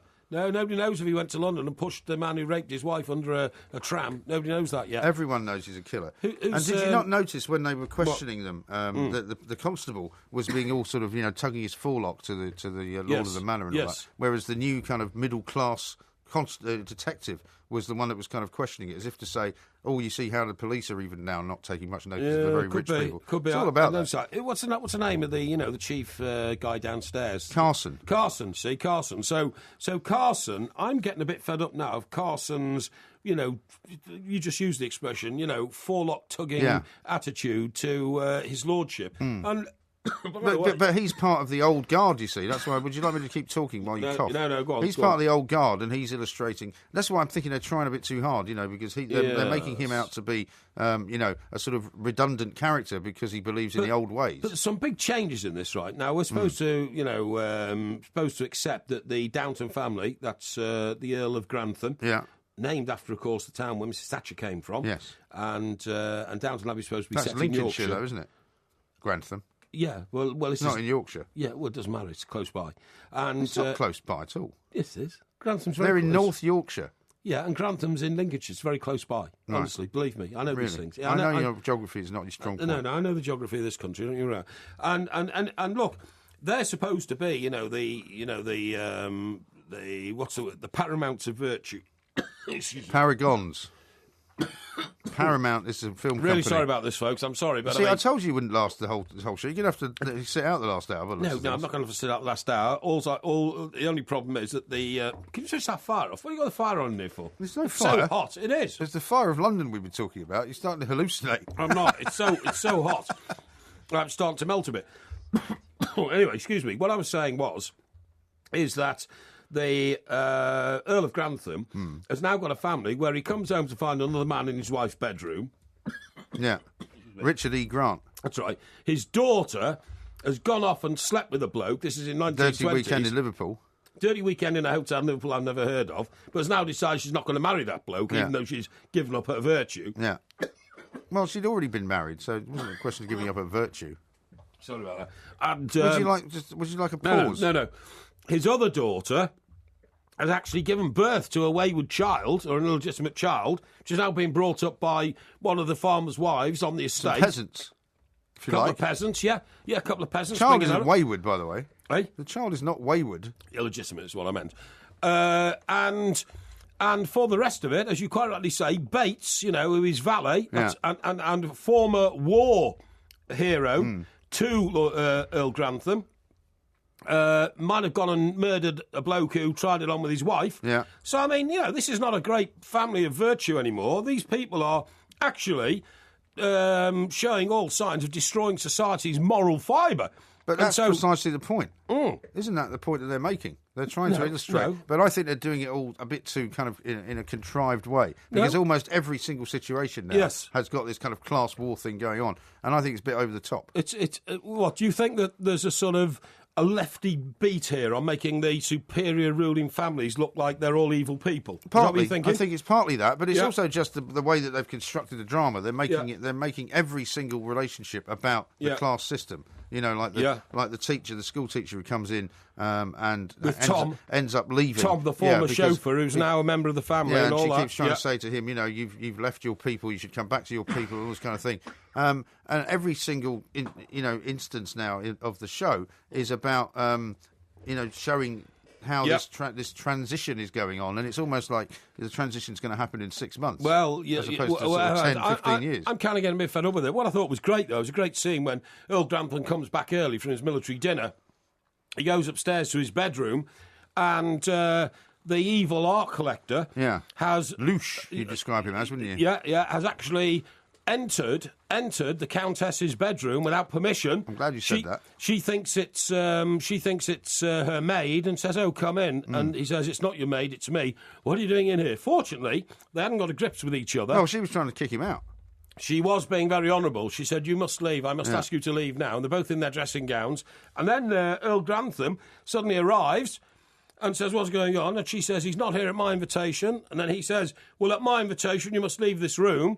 And then the guy says, "I only came here to give us some of the stuff that you're not giving her, And he said, "I beg your pardon." And he turns and whacks him in the face, knocks him over, standing up for his wife's principle and all that kind of stuff. But then goes and sleeps in his dressing room because, of course, his honour has been challenged. Yes. Right? So it's getting quite interesting. So you'll be watching it this Sunday, then? I will be watching it this Sunday. And the other programme, of course, which is coming to a climax, and I think it might even be tonight... The Jury coming back in Coronation Street on Peter Barlow. Oh, right. How about that? Yeah, I've never seen that show. I don't think I ever will. Yeah. Peter's been tried for a murder he never committed. Believe me, I know, the evil, the murderer-doer in that show thinks he's getting away with it, but could be a twist in the tail. Well, if the murderer-doer gets done, that'll be a first.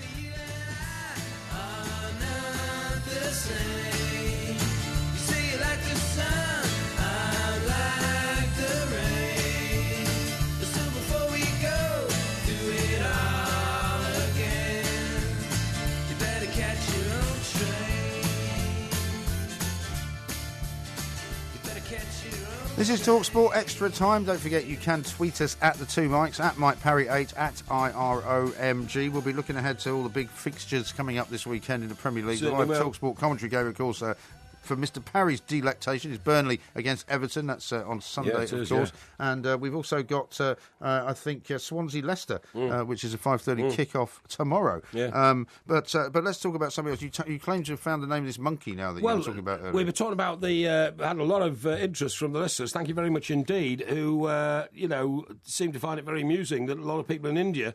What happened was, just to recap for those who weren't listening earlier, the Maharishi was the guy that the Beatles went to see in India in the hills of the Himalayas. He had an ashram, which is like a farm there where they all went, and they all got disillusioned and came away. But that ashram's now been taken over by nature. It's covered in vines, and the buildings are collapsing, and it's been occupied by a load of monkeys. And some of the local people think that John Lennon, who wrote up to 40 songs while he was there, may have been reincarnated and come back as a monkey, living in the Maharashi's Well, you've already told us all this. I know, but I thought you were just going to give us the name of the monkey. Well, I know what the monkeys are. The monkeys are called the red-faced macaw. Okay? Red-faced macaw. Red-faced macaque. Yeah, macaque. a macaque. It's the ubiquitous red-faced macaque monkey, and they're not nice monkeys. They are. I've seen them actually because when I was out in India, there's an amazing number of wild monkeys, and out by the Taj Mahal in Agra, there's a very similar building to the Taj Mahal, except it's not white, and it's built in like red marble, so it's less kind of well known, and so people don't go to it so much. But I was amazed when we went there; it was completely overrun with monkeys. Is that right? And they're like squirrels, basically. In this country, they come up to you looking for food. Okay, but they're quite threatening because they're big. Oh yeah, they're big.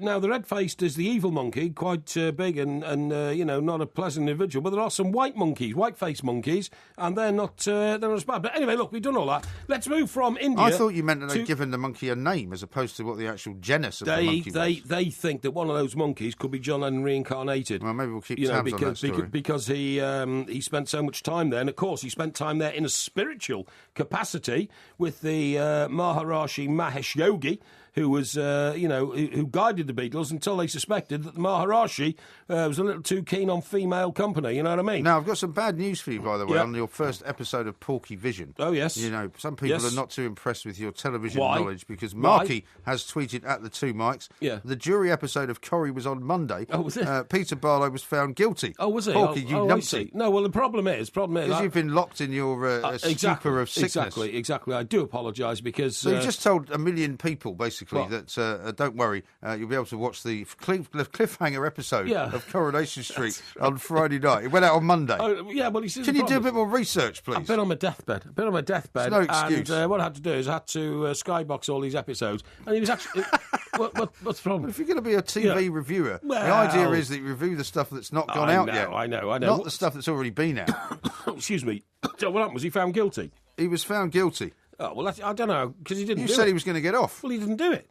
Well, he's been found guilty. Did it? It was done by Tracy Barlow's boyfriend who did it. Well, it's obviously a miscarriage of justice. Maybe next Monday's episode you could have a look at, and maybe you'll get some clues as to where the storyline's going. Anyway, let's move from India to China, because this is interesting. Let's do that. Now, you won't believe this. I mean, for years we've known that people get these mad emails from people in sort of all over the world. Yeah, mostly Africa, don't they come from? Mostly Africa. I got one on Facebook not long ago from there. Yeah, but anyway, get this. This arrived in a letter at my home through the letterbox, okay? Oh, yeah. It's got a load of Chinese writing at the top.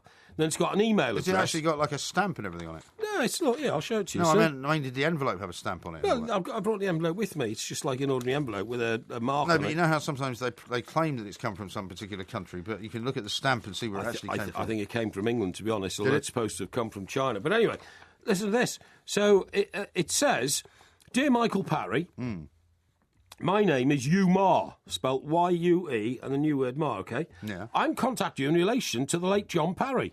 I've never heard of John Parry. No, I don't know any John either. Parry. There wasn't one in my family. Right, I worked for him as his private investment manager, and in the few years prior to his death, invested substantially in various opportunities, right? Uh-huh. After a few years of profit-making, he instructed that all the money be collected together into a single bank account, and I arranged with a specialist bank here in China, so he's trying to make out this letter's come from China, to secure the money in a single account shortly after he died. I assumed his relatives have since made claims, only to get a phone call from the bank a few weeks ago that John's funds remain unclaimed. The money will go to the government if nobody claims it. Oh, that old chestnut. Now, he's saying The bank used international people finders to locate any relative of John, but they failed to locate any. Hence, I've taken the initiative to make inquiries myself in the process. That's good of him. I have been provided with your details. I propose that we don't allow this money to go to the government and work together to legally secure this money in full compliance with the new laws in China. Oh, yeah. Kindly write back to me on the estate of the late Mr. Parry. Kindly keep this communication confidential. Do not tell other people. Does that mean you probably shouldn't talk about it on the radio? Maybe. You might have blown your opportunity. Maybe. Yeah. Due to its sensitivity, as we do not want this inheritance to fall into the wrong hands. You, Ma. And then there's an email address, right? And I suppose what happens now is I get taken in by this scam, and I reply to the email and say, thanks very much, your letter. This is fantastic. How much money are we talking about? But are they not asking you to send them money at this point then? Well, no, because what happens, I suppose, next is when I say, gosh, how much money's involved, then I say, well, there's 4.5 million. You can have half of it, so you can have 2.25 million. Just give us your bank account details. Just give us your bank account details. And then they normally say, don't they, probably, there will be a £500 surcharge to facilitate the transfer of the money. Normally it says that in the initial letter. Yeah, well, please send £100 so that I can get your bank account number and send what money back to you. What I can't understand is how can these people think that anybody is so thick, so ignorant, so the problem stupid, to respond to some amateurish attempt like this to give away my personal details so they can rob me of every penny I've got and whip off into the night with, the money I've spent my whole life earning. Well, I think I think what they do actually is they target older people because a lot of older people. But I'm not old. Well, you are. No, actually, I'm not. I've got news for you. No. Have you ever looked at one of those forms when you fill out and it says what's your age bracket and it goes 20 to 30 or 21 to 31, 31 to 41, 41 to 51. 51 to 61. No, I've never seen one of those. No. Well, I mean, I think when you find yourself getting into the category which ends with a 6... Well, hang on. You're in trouble. Hang on. I don't fill in any forms like that. Why would I fill in forms like that? Well, if you're doing a questionnaire of some kind... No, I don't do them. I've got everything I want in life. I don't need anything else, so I don't fill in questionnaires because I don't apply for anything. I don't need it. I don't need to buy a television on HQ... I filled one in. I filled one in on a bus the other day. Which was just because there was somebody standing on the bus. I mean, you say that I never do anything for anyone. Yeah. I got on a bus the other day, and there was 2 people standing giving out, little questionnaires like, I never fill them in. Where did you get on? Where are you going? How do you like the bus service? Hospitals send me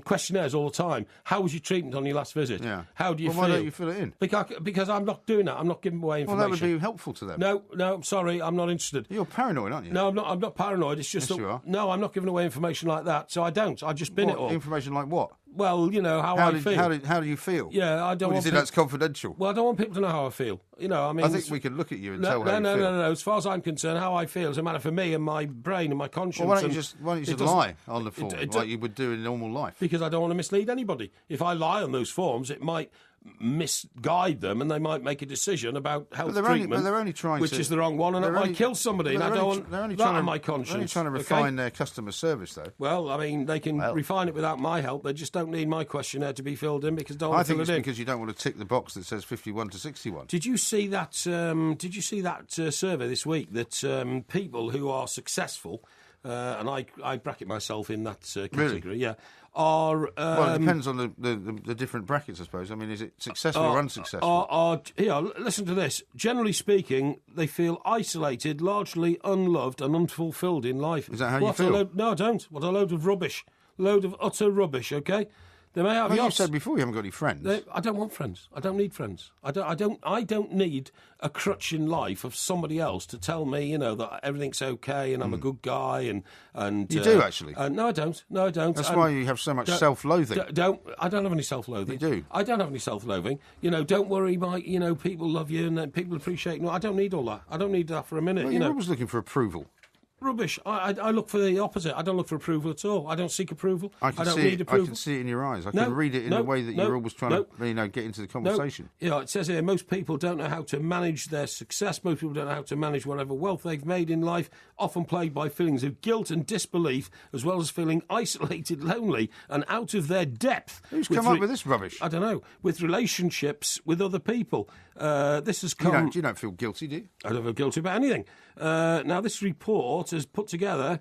it's a book entitled when you are successful, who can you trust? So there you go. You see, that's the problem. See, that absolutely sums you up. That was the Two Mics podcast. Yes, it certainly was. Don't forget, it's out every Tuesday and every Friday morning on iTunes. And you can follow us at the Two Mics. So keep listening for more of MG's loose morals. Believe me, this boy hasn't got a moral fibre in his body. And more of his bizarre buffoonery. What? Louis van Gaal.